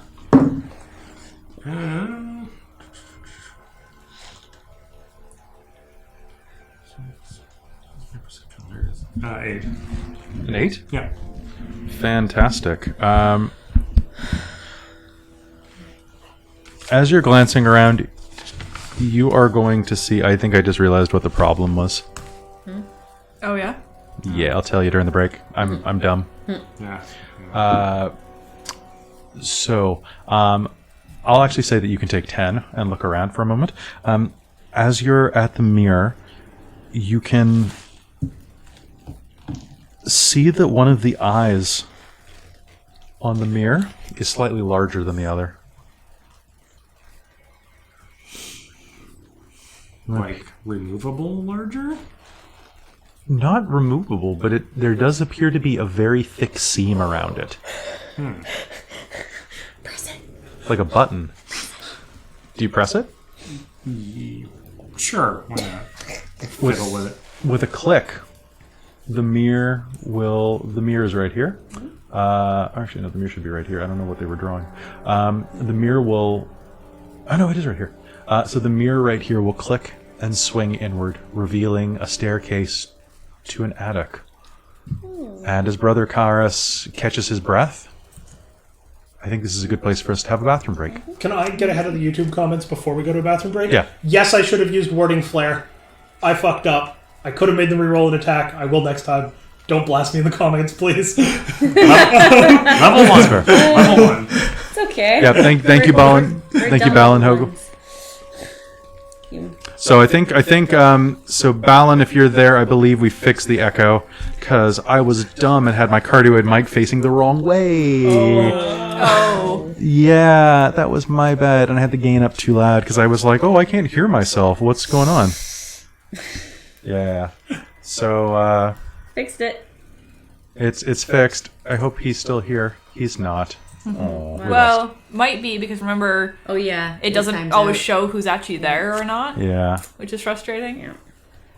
that's fair. So that should be fixed. Anyway, we'll be right back. We're just going to go to the washroom.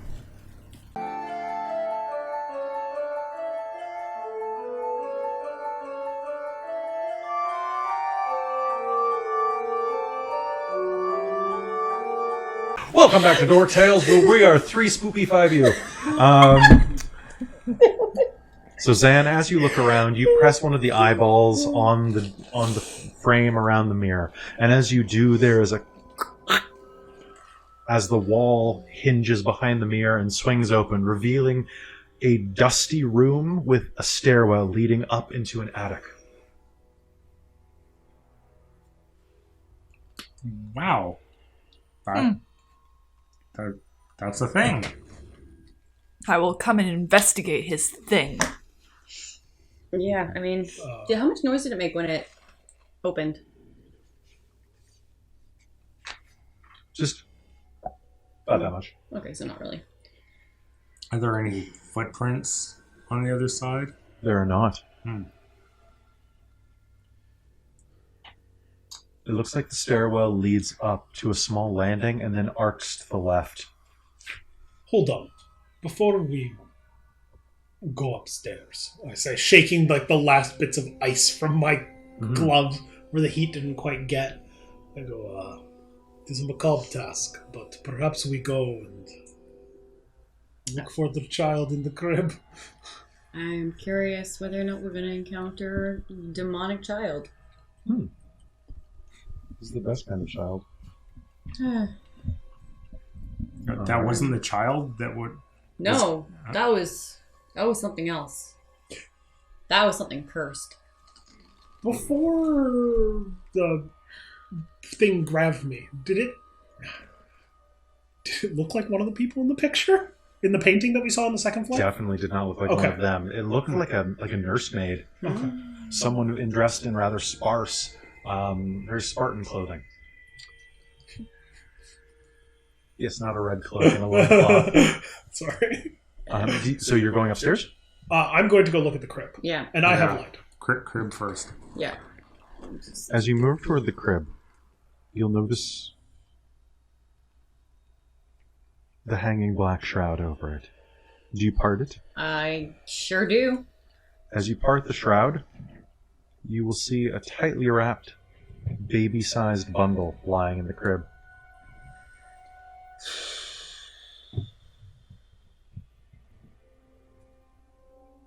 It's not moving, is it? There's nothing. No movement at all.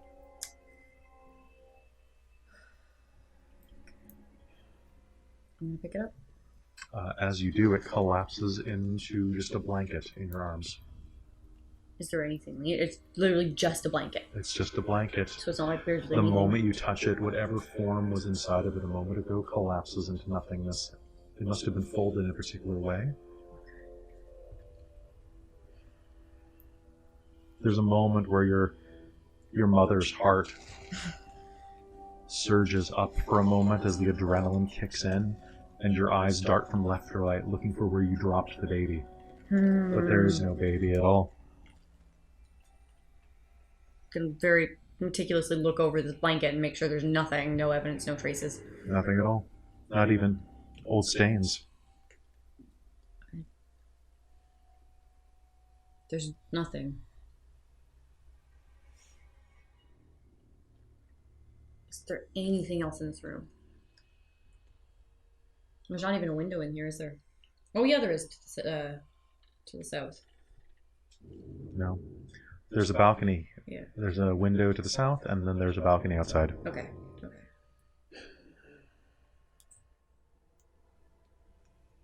Doesn't look like it's been opened or anything. No. It could be if you tried it, though. No. Alright. I guess upstairs or see if there's anything else on this floor. But honestly, it seems like the paths are leading us up. Why say that we saved the baby? We've done everything we need to do. We should get out of here. There's no baby. Yeah, exactly. They lied to us. We could We just don't leave. know that. I mean, the tavern will probably be open soon. We could go drink and talk about how we saved the baby. It would be great. We don't know if there's no baby. We just know there's none there. Mm-hmm. Well, I'd say close enough. Well, I say we go up. We're going up. All right. So, you step into the attic stairwell. I'm going to grab the baby blanket. You're gonna double back to the room and grab it from me? Yes. If we have to prove that we were in here. But to who do we have to prove? I have not seen any... The people that sent us in here, those kids. Those ones I'm going to be talking to about the baby that we were supposed to be saving. Like I said, who knows? Maybe it's a demonic baby. As you step into the hallway, this bare hall is choked with dust and cobwebs.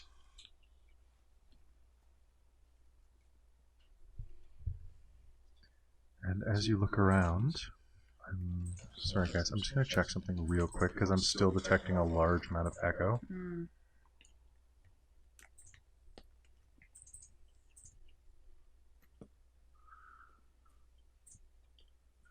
Let's see if this does anything.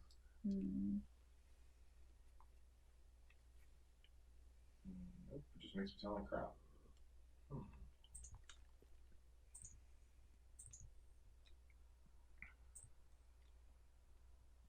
How about now?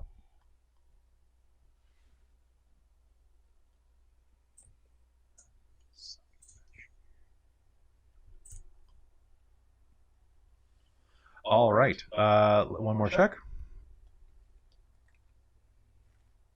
Jack? What's that? Oh, I thought you wanted us to say something. I was actually wondering, could I get you to move your mics a bit closer to you so they're further away from me? I don't know what's different about tonight, because this was fine for generic the other night.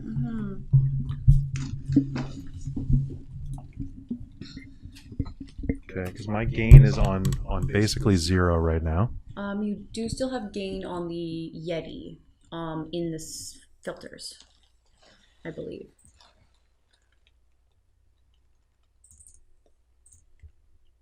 Yeah, that's. Well, I think it was on 10, so check it now. Make a big difference, but...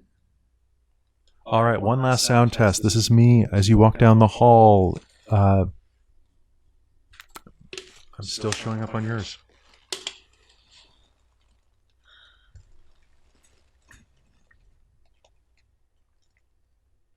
Okay, well, there's only one way I know to deal with this, which is you guys are just going to have to be louder. Okay, we can do that. All right, you walk down the hall, and a ghost says hello to Christine. Hello, ghost. Please be introduced to my mall.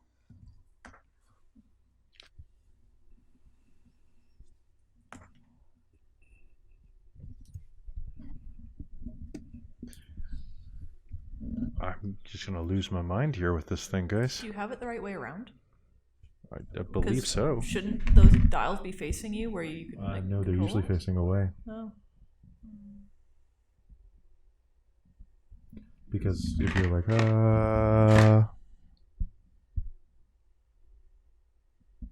yeah, it's the side with the mute button is supposed to be Okay. facing you. So, yeah. Okay, well, I guess, Never brought my mic closer to me. yeah, I'm just going to check one last thing.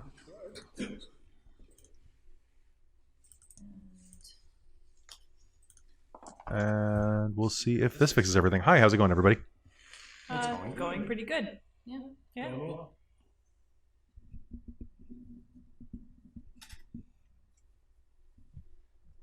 Christine, how's it going? Not too bad. This mic is really close to my face, and I keep going cross-eyed looking at it. Okay, Amy, Neil, talk. Both of us, we can both talk. Hello. Hello, both of us talking. We are both talking. We are both talking. Confirmed. Talking is happening. Both of you are talking. Yep. Yep. Trying to get my mic slightly out of the way. Ed, Michael, how's it going? I'm doing great. Thanks for asking. As you're walking down the hallway, a ghost says, hi, how's it going? It's going pretty good. How are you? Cool. Fixed it. Sweet. All right. It was, the devices were not, they weren't sharing a timestamp. So it was giving them so now, if you notice, it is moving my voice on both simultaneously. So it's picking it up, but not giving the delay. Yes. So now we're having 3 mics instead of 2 competing mics. Yeah. Okay. Really sorry for anybody who's listening in right now. I will cut all of this out. So this is. Can you guys mark down to cut at whatever time this is? 9:17 p.m. Is our back end. And I'm just going to go from here, and hopefully this is going to be good. Really sorry about this, guys. I know this is a pain for you. Yeah. Well, let's rally and. As you step into the choked hallway, the room is full. Or pardon me, the hallway is choked with dust and cobwebs. As you step forward, Zan, you can see that the door leading to what you assume is an attic on the other side of that stairwell is padlocked with a thick, fist-sized padlock. Ooh. You gonna give it a go? Yeah, I'll pop out my patent pending lockpick set and see what I can do about busting it open. So what you can do is you are proficient in thieves' tools, so you will make me a proficiency plus a dexterity roll. It's not rolling tonight. 8. 8 total? Yeah. All right. So you can try again after a moment. You try your first set and realize that you grab the 2 larger picks. Do you want to try again? Yes. All right. Go ahead and make me another roll. Really? These dice are hating you tonight. Do you want to spend your inspiration? Yeah, might as well. Okay. Because it's not doing anything else for me. The terrible roll and curse has been transferred. I'm sorry. Wow, really? What'd you get? Well, one of them was a 2, but the other one's so 18. 18. That is just enough. You will crack the lock and be able to enter. Small victories. Can you give me a second opinion? Because you were going in. All right. So, as you Oh, I can't with these. at all, Oh, I can USB-C only. Do you want me to try on mine? I can pull up my phone. Do the thing if it I forgot works. my phone's the one that now when Those silly things. well if it's plugged in you can't actually do headphones because it doesn't have a regular headphone jack. Oh we'll man. just let you do it. Okay. Yeah, I think. Oh God, really? What? This room. This room contains a bricked-up window flanked by 2 dusty, wood-framed beds sized for children. Closer to the door is a toy chest with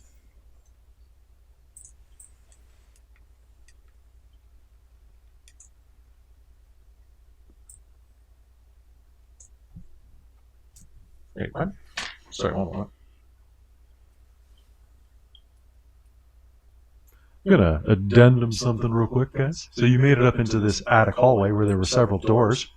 Because of the sound, I read the wrong column. And there was a door with a padlock. You approached the door with the padlock and entered that room. How about that? Sounds good. Cool. Perfect. And then Zan left the house according to the map. So let's move back in. Okay. No, I'm okay with leaving the house. No, not from that. Not from the attic. All right. So as you enter, looking around, you can see that this room contains a bricked-up window flanked by 2 dusty wood-framed beds that were sized for children. Closer to the door is a toy chest with windmills painted on its sides and a dollhouse that's a perfect replica of this very house. The furnishings are draped in cobwebs. Lying in the middle of the floor are 2 small skeletons in familiar clothing. Oh. Really? The smaller of the 2 cradles is a stuffed doll you also recognize as the one that was held in tiny hands not long ago.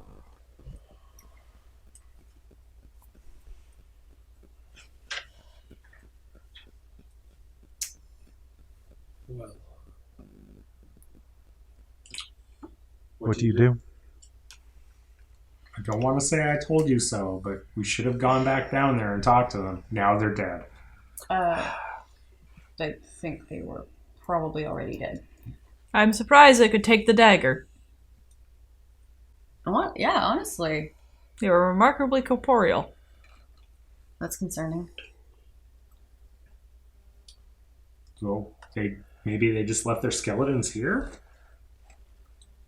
Possibly. How are they walking around without skeletons?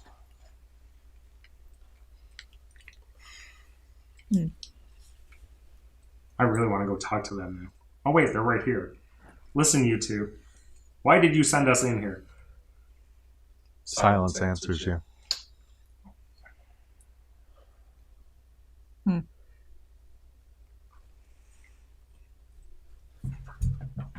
Okay, now I feel dumb. I will go on and investigate other. You said there was a toy chest in here? There is, yes.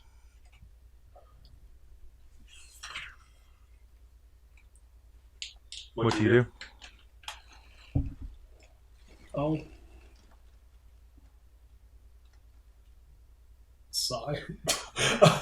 There's also a dollhouse as well.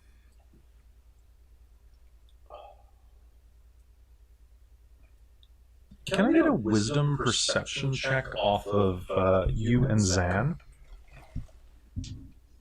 Zan, you can make this with advantage.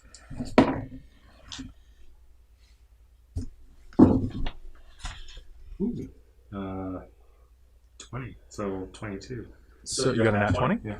So Zan, you're looking down at this and... Yours is very weird. Yeah.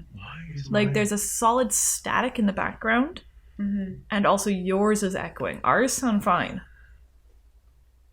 In fact, if anything, I need to make sure I lean back a bit right now. Yeah. Because every time I lean forward, it gets loud. But yeah, there's a solid, like, staticky buzz going on.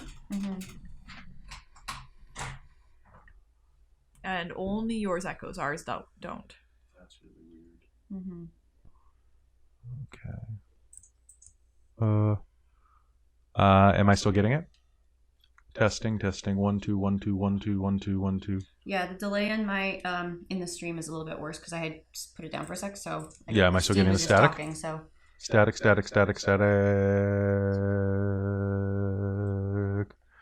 just stop and I'll wait for it to catch up. See, now you know what I was saying. Yeah, no.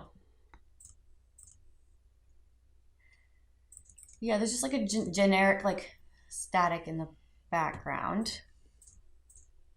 So that would be a noise suppress thing. Okay, so if I try it now, how's that? 1 2 1 2 1 2.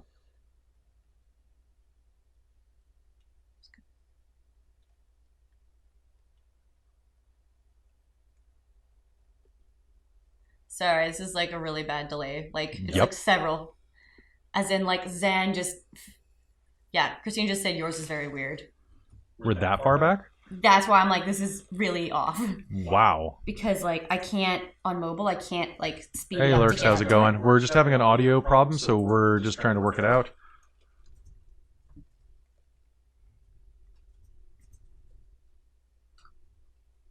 Okay, then it just dropped. The static went away. The static went away when I'm going.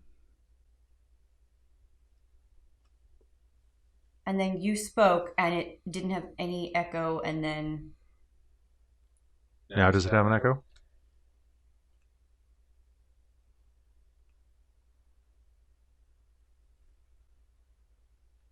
okay, I think it's fixed. And Okay, I'll so just- those settings need to be on while everything is happening, etc., etc. Yeah. Okay, so I'm just going to mute this for 1 sec and double check it myself, and then we're going to get back into this. Do you need your headphones? I'm just going to mute this and hold it up to my ear. Because I've got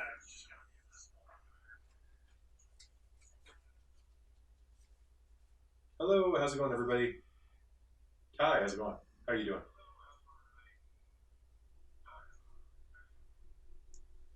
yeah, it sounds way Hi.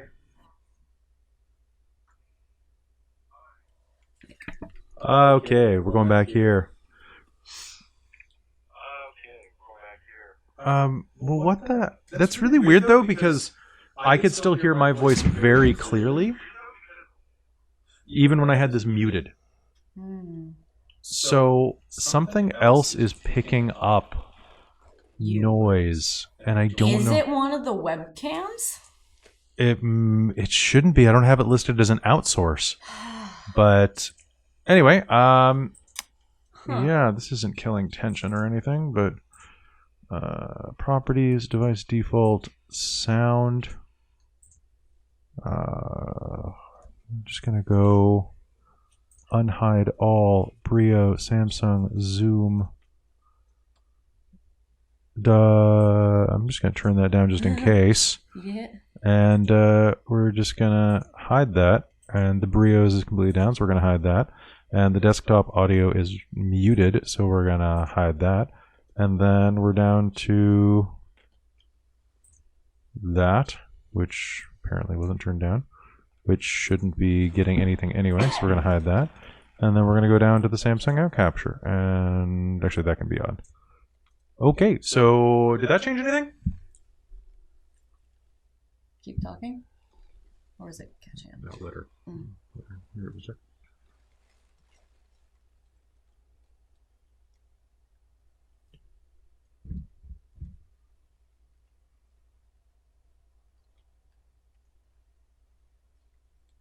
Test, test, test.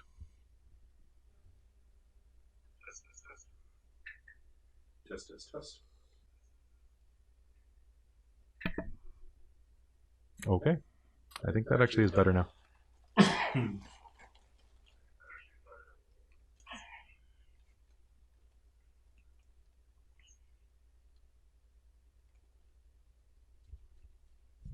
Is there still a hum? Sorry, guys.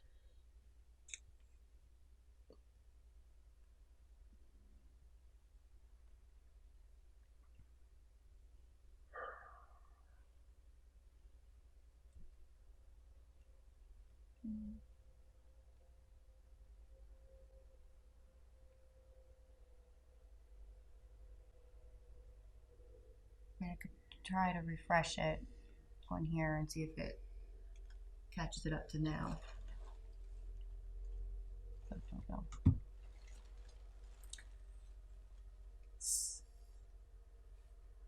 The moment you lean back, it goes to echo again.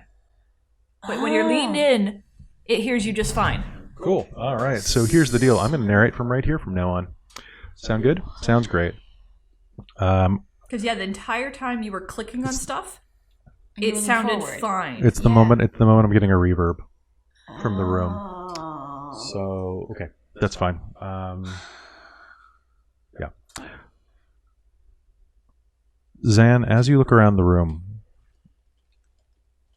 you notice that the dollhouse looming in front of you appears to be a perfect replica. I mean, really perfect. Down to the number of tiny, fake oil lanterns dangling from the front porch.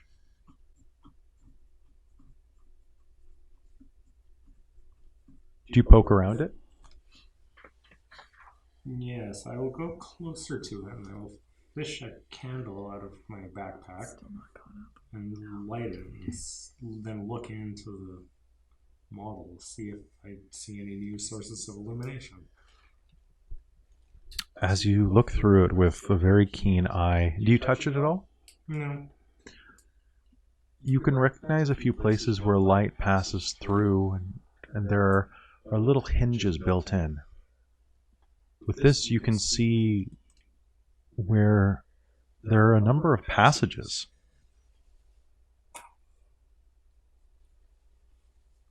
You can see that this house is riddled with doors that are like the one behind the mirror, secret passageways. There's still something picking you up otherwise. Something else is still picking up and it's half a second behind the main one. I don't know what it is. Everybody else sounds totally fine. But yeah, there's an echo on you for some reason. Cool. But it's not on any of us, so yours isn't picking us up. Cool. So yours is picking me up. Cool. Well, with that, I think that Is your onboard picking you up? Is your laptop? none of it's being fed into the Zoom. Hmm. So I'll just knock that down to minus 20 and hope for the best. So as you poke around the dollhouse, you can figure out that there are a number of things about this house that are strange, and we'll actually, if you come across them in the future looking through the house, we'll be able to immediately recognize where one of these doors is.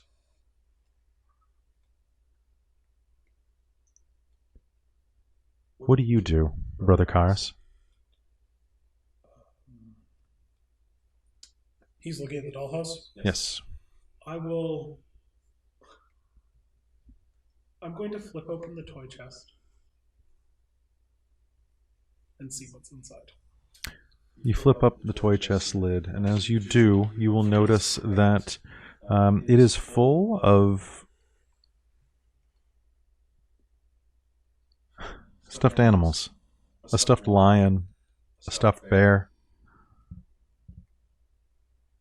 other toys, army men, hand carved with wood. And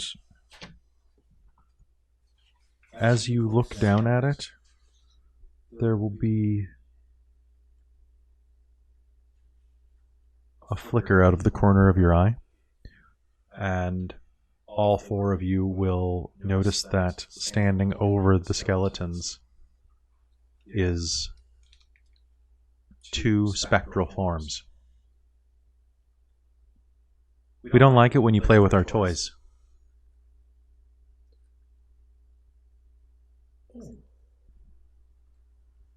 I'm sorry, children. And I'll, close the toy box.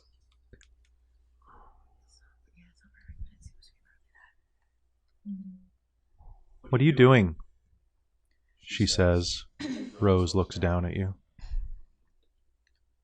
I'm admiring the craftsmanship. Whoever made this for you obviously really was a craftsman of Why are you skill. Why are you here? You asked us to be here. No, we didn't. Yes, you did. That wasn't us. And who was it? The house. We're dead. The boy nods when she says that. Why does the house want us here? The boy looks up and stares you in the eyes. Wants to eat you. Do you want to be here? This is our house. You're not going to leave, are you? Now that you're here, we're not alone. Stay with us. Yeah, stay with us. Wait, but I thought your brother was here too.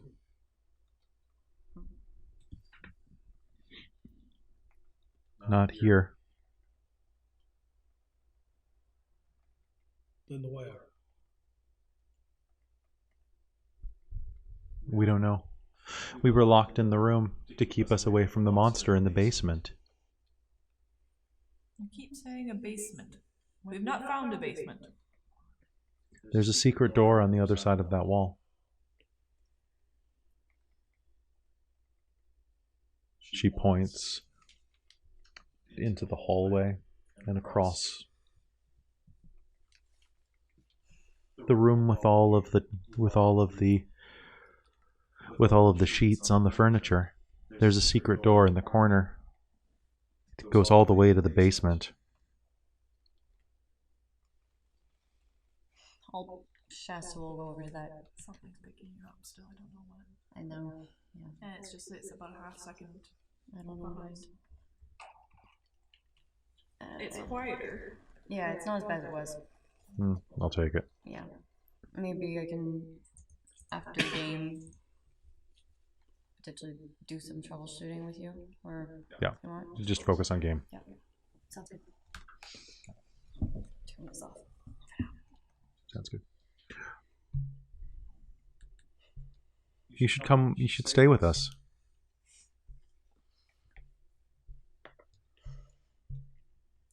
In the house? Yeah. But what about your parents? Wouldn't they be We've been- bothered by you having strangers? You're not strangers. You're a good man. You have a symbol of a god. All with symbols of gods are good folk. Better than the ones here. Who else is here? No gods anymore.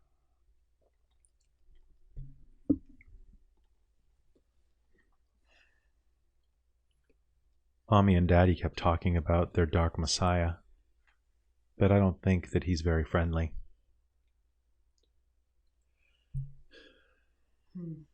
If he was, why wouldn't he have let us out before we starved?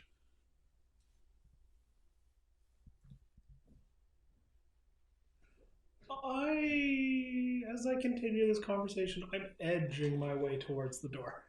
I go, this dark messiah, he is not a god? I don't know.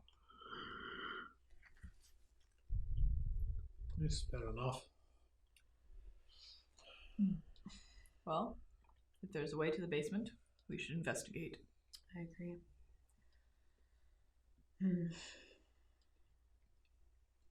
You two should not be lingering here. Take us with you.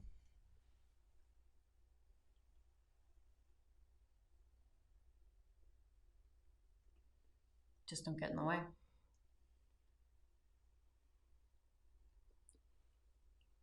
Are you sure it's safe for you to come with us? Yeah. They're already dead.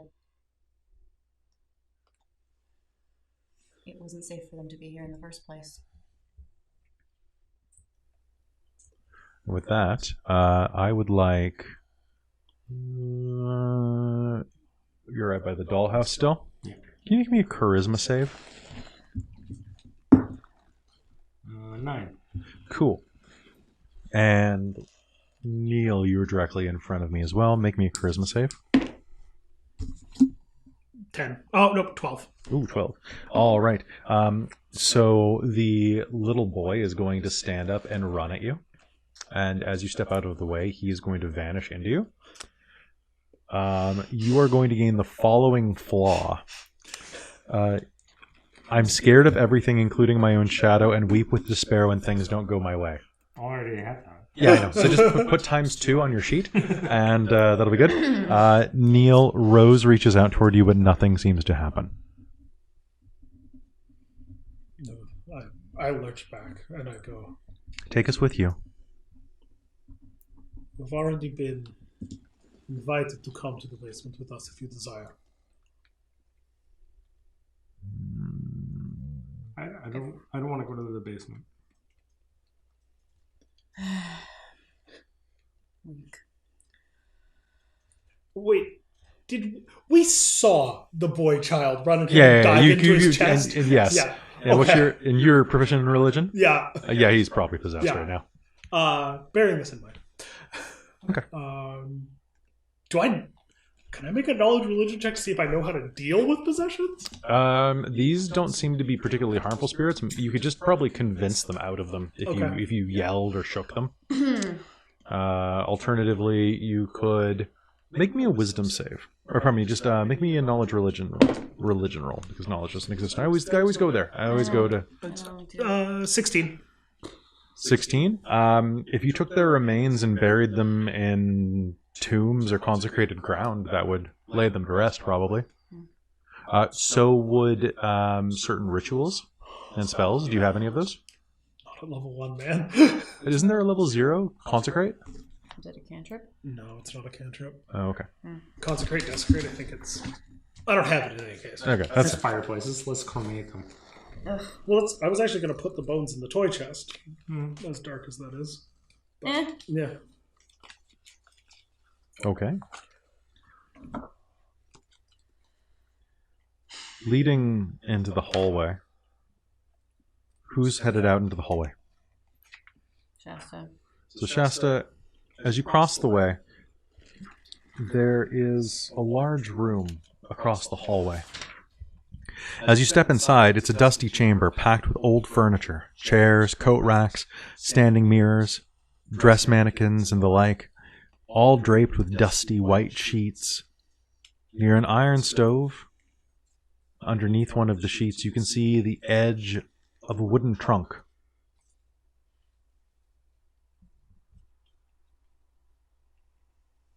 Don't open it, Rose says. Why not? That's where they put her. Who? Our nanny. Ah, Open it if you want to. I think we met her already. I don't want to open it. Don't open it. I'll pass by it. Does it seem like they're telling the truth? I mean, it's a large chest. Yeah. So, I don't know. You open it. You can open it and find out. I just didn't know if there was like a... Give it an open. You really want me to open it? I mean, if you... I was, I mean, a character, I will totally open it. I mean, if you want to open it. I mean... This is already, with the audio issues, this has already been enough of a gong show of a night. Let's have another combat. Go for it. How much do I want to die? I don't know. Of course, it could be the house lying to us. It's true, it could be.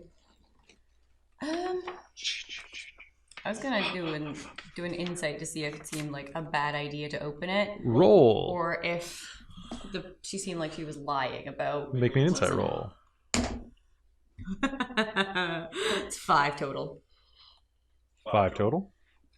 Hard to tell. No, it is absolutely hard to tell. Christine, can you do me one favor? Flip this around. Flip it. I thought I was supposed to have the light towards me. I don't know. 'Cause that's where it is. We'll find out. I don't know. We'll find out in a sec. So we'll see how that sounds in a second. We'll find out.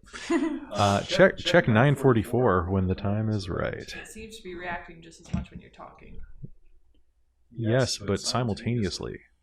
I don't know. We will figure it out. So if you choose, it's up to you. Do you want to open it or not? Sure. I have a plan. What? What's your plan, Zan? Why don't we take a sword and we can drive it through the middle of the thing. If there's anything in there, it'll take the better part of it. I don't Sword in the know face. that would really make a difference, but I will...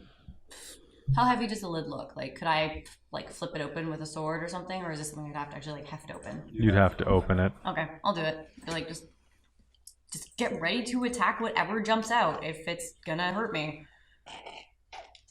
Okay, so you all are inside of this room in various viscosities. And I said, if you're going to get in the way, you cannot come with us. So whoever's in there... All right, Karis, where are you? The box is... Right here, Okay. I'm going to say. Ideally with line of sight to the box, and I'm going to ready Sacred Flame in case something evil pops out and I'll set it on fire. I will back up.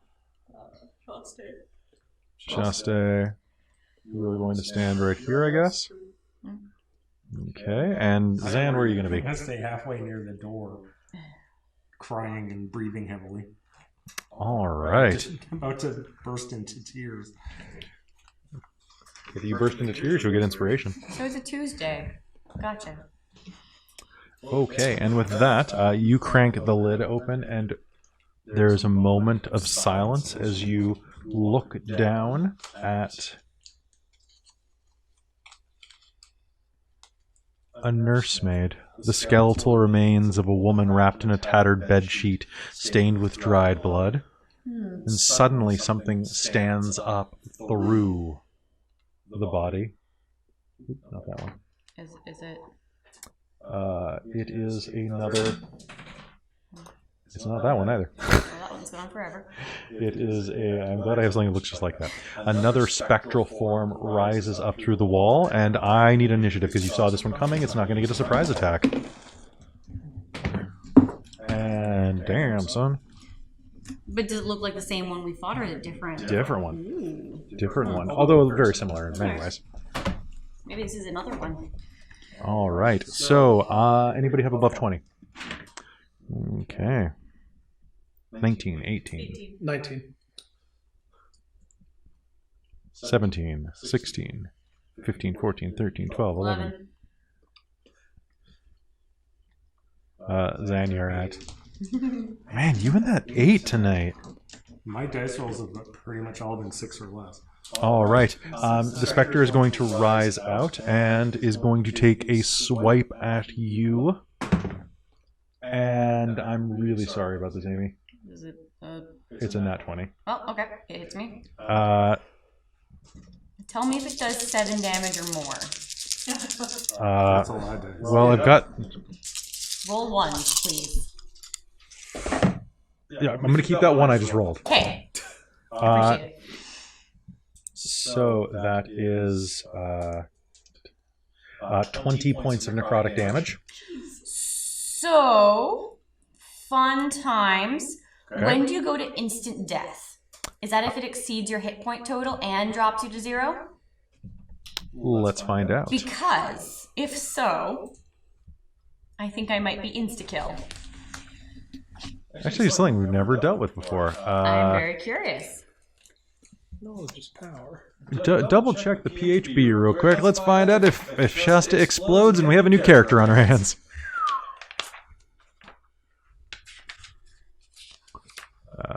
Let's see. Instant death. Massive damage can kill you instantly.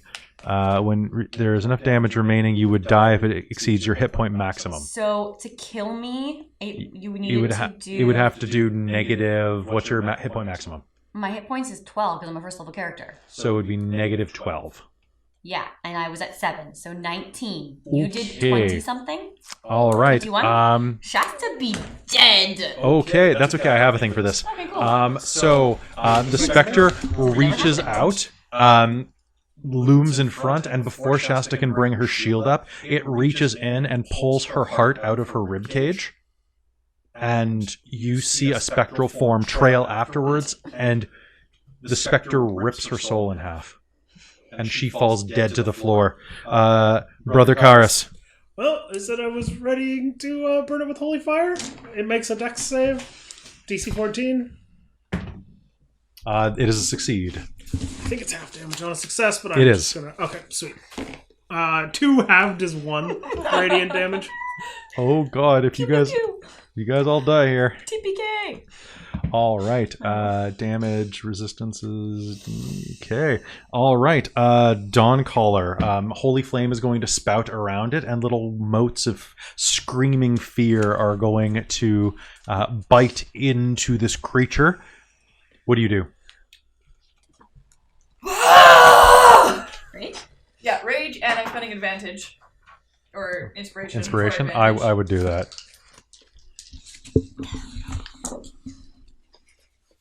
Did you crit? I did. Good, because you need it. I am avenging my fallen friend. It's even on the dice that hate you guys in Storm King. Huh. They were just meant to be rolled by a barbarian.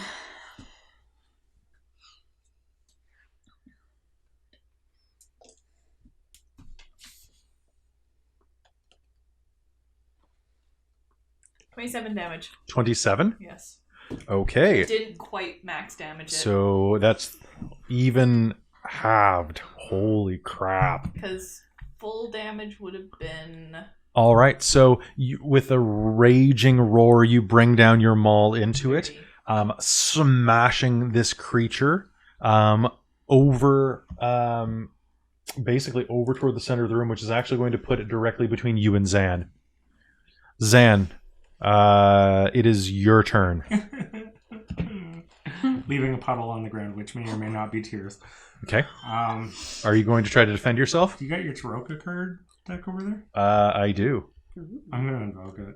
cool. Actually, I think it's right over. Oh, is it in? Did you pull it out of the box? I did not. It was in the box when I headed the box Where's to the Kelly. box? Where's the box? Where's the box? I think it's under the table. No. Nope. It's gone forever. I think it's right there.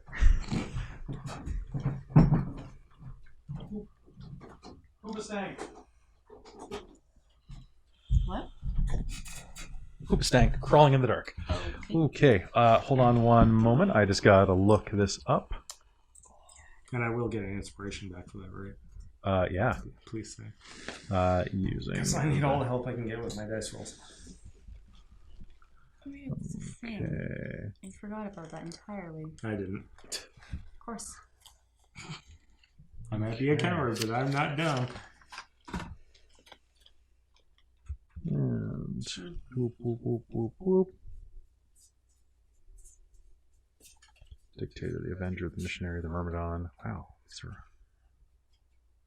okay. All right. Say when. When? Okay. You evoke the tax collector. If I can find the damn thing. Did you... Really? They did one for everything except for the tax collector? Fine. You evoke the paladin, which is Close enough. not here either. What the shit? Is there another? Oh. Tempter.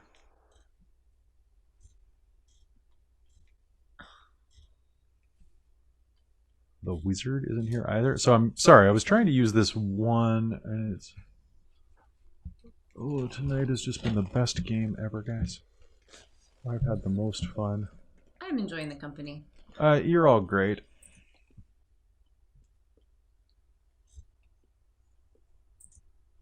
Aha!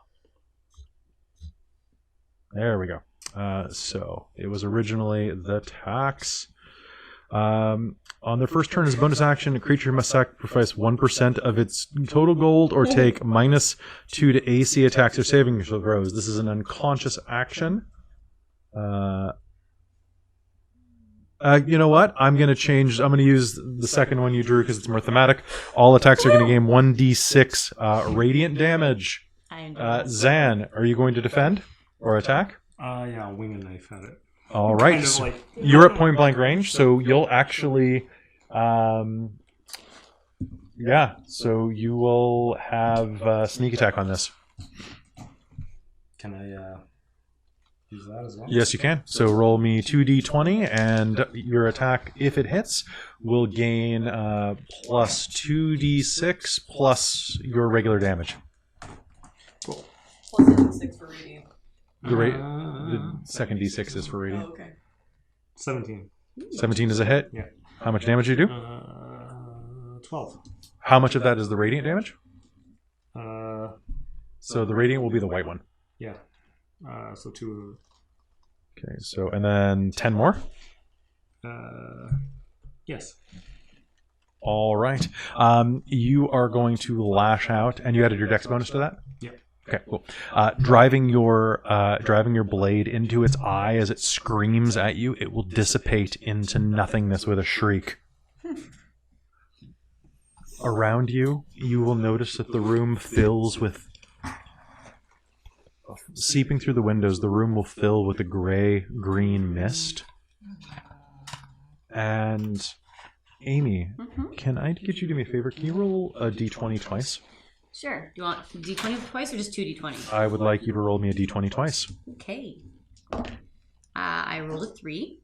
And I rolled a 19. Okay. You are going to suddenly breathe sharply in through your mouth. The mist will dissipate, and you will gasp on the floor with 1 hit point. Killing the specter must have ended whatever curse had laid her low. Combat is ended. What do you all do? Cry some more. Bend down over Shasta and... Oh, I can hear myself. Sorry. No, it's fine. I was just starting.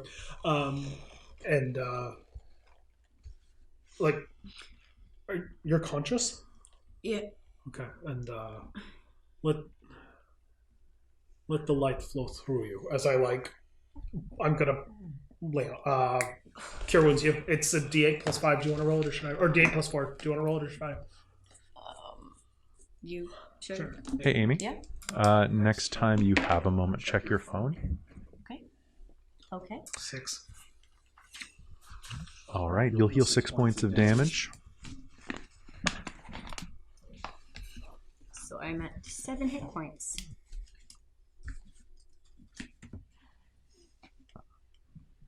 As you're in the room, Zan, looking around, you can see that behind you, the dollhouse had a secret door built into the far wall just behind you, right here.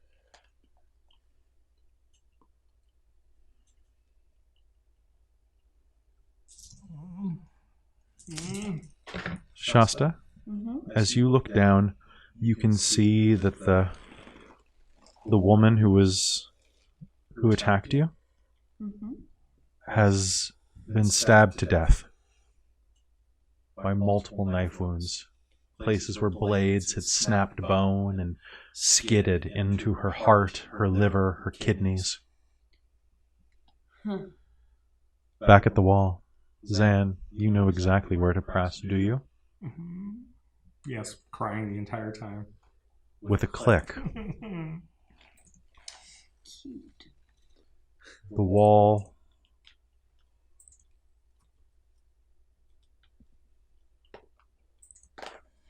will slide, and as you press, the door will open. And you look down a spiraling staircase into blackness. And we're going to end game there, actually, tonight. You're all level 2 now. And if you're listening, sorry about the audio glitches. I will fix this by next time. We didn't have any problems with the last time we recorded with this setup, so we thought everything was fine. And I should always remember that nothing is ever fine unless you have enough money to make it not fine, which we don't, because we're pro bono. If you'd like to donate on Patreon to get us some better audio equipment, hey. Besides that, thank you for tuning in to Curse of Strahd episode 2. The sophomore episode is always the one with the glitches. The first one always goes off without any hitches. And yeah, so we're going to end game right now. We're going to stick around just for the hit point rolling so you can watch us level up, because that's fun. And yeah, let us know what you liked about the layout and setup. Sorry that some of the horror fell a little short when we were dealing with audio difficulties. And I'm very embarrassed about that, which is all my fault. But back over here. So, Christine, what'd you roll? Max hit points. All right. So, for those of you who are new to my games, I believe that rolling hit points, you get a test roll. So, Neil, roll me that D8, please. It's an 8. That obviously was not your test roll. And Mike, it's a D6 for you, if I'm not mistaken, right? 4. I don't know. Is it Rogue get D6? Well, the other one's a 1. Rose get a It was D8. definitely that 4. Rose get a D8. Oh, rogues get a D8? Oh, yeah. Sorry. I'm used to old D&D with rogues for some reason. So, First one would have been a 7. yeah, that's your 7. So add your Constitution modifier to that, and add all of that to your hit points. And then Amy, you are a D10. Yeah, I rolled a 5. No, you didn't. I rolled a 7. Yeah, you did. There you go. You need hit points for this campaign. And basically, my rule is that you get a reroll anything less than half. And if your second one is still half, you take the better of the two, because it sucks only gaining 1 hit point per level if you're not a con-spec character. So thank you so much for tuning in.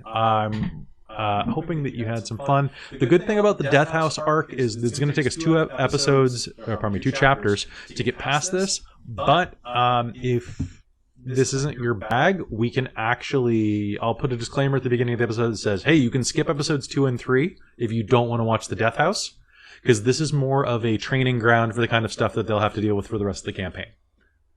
So thank you so much for tuning in. We will see you again on Wednesday for generic fantasy setting number 17735. And very, very soon, we will have our other game coming up, which is Werewolf the Forsaken, which currently is being named, but it's something like Bitch Patrol.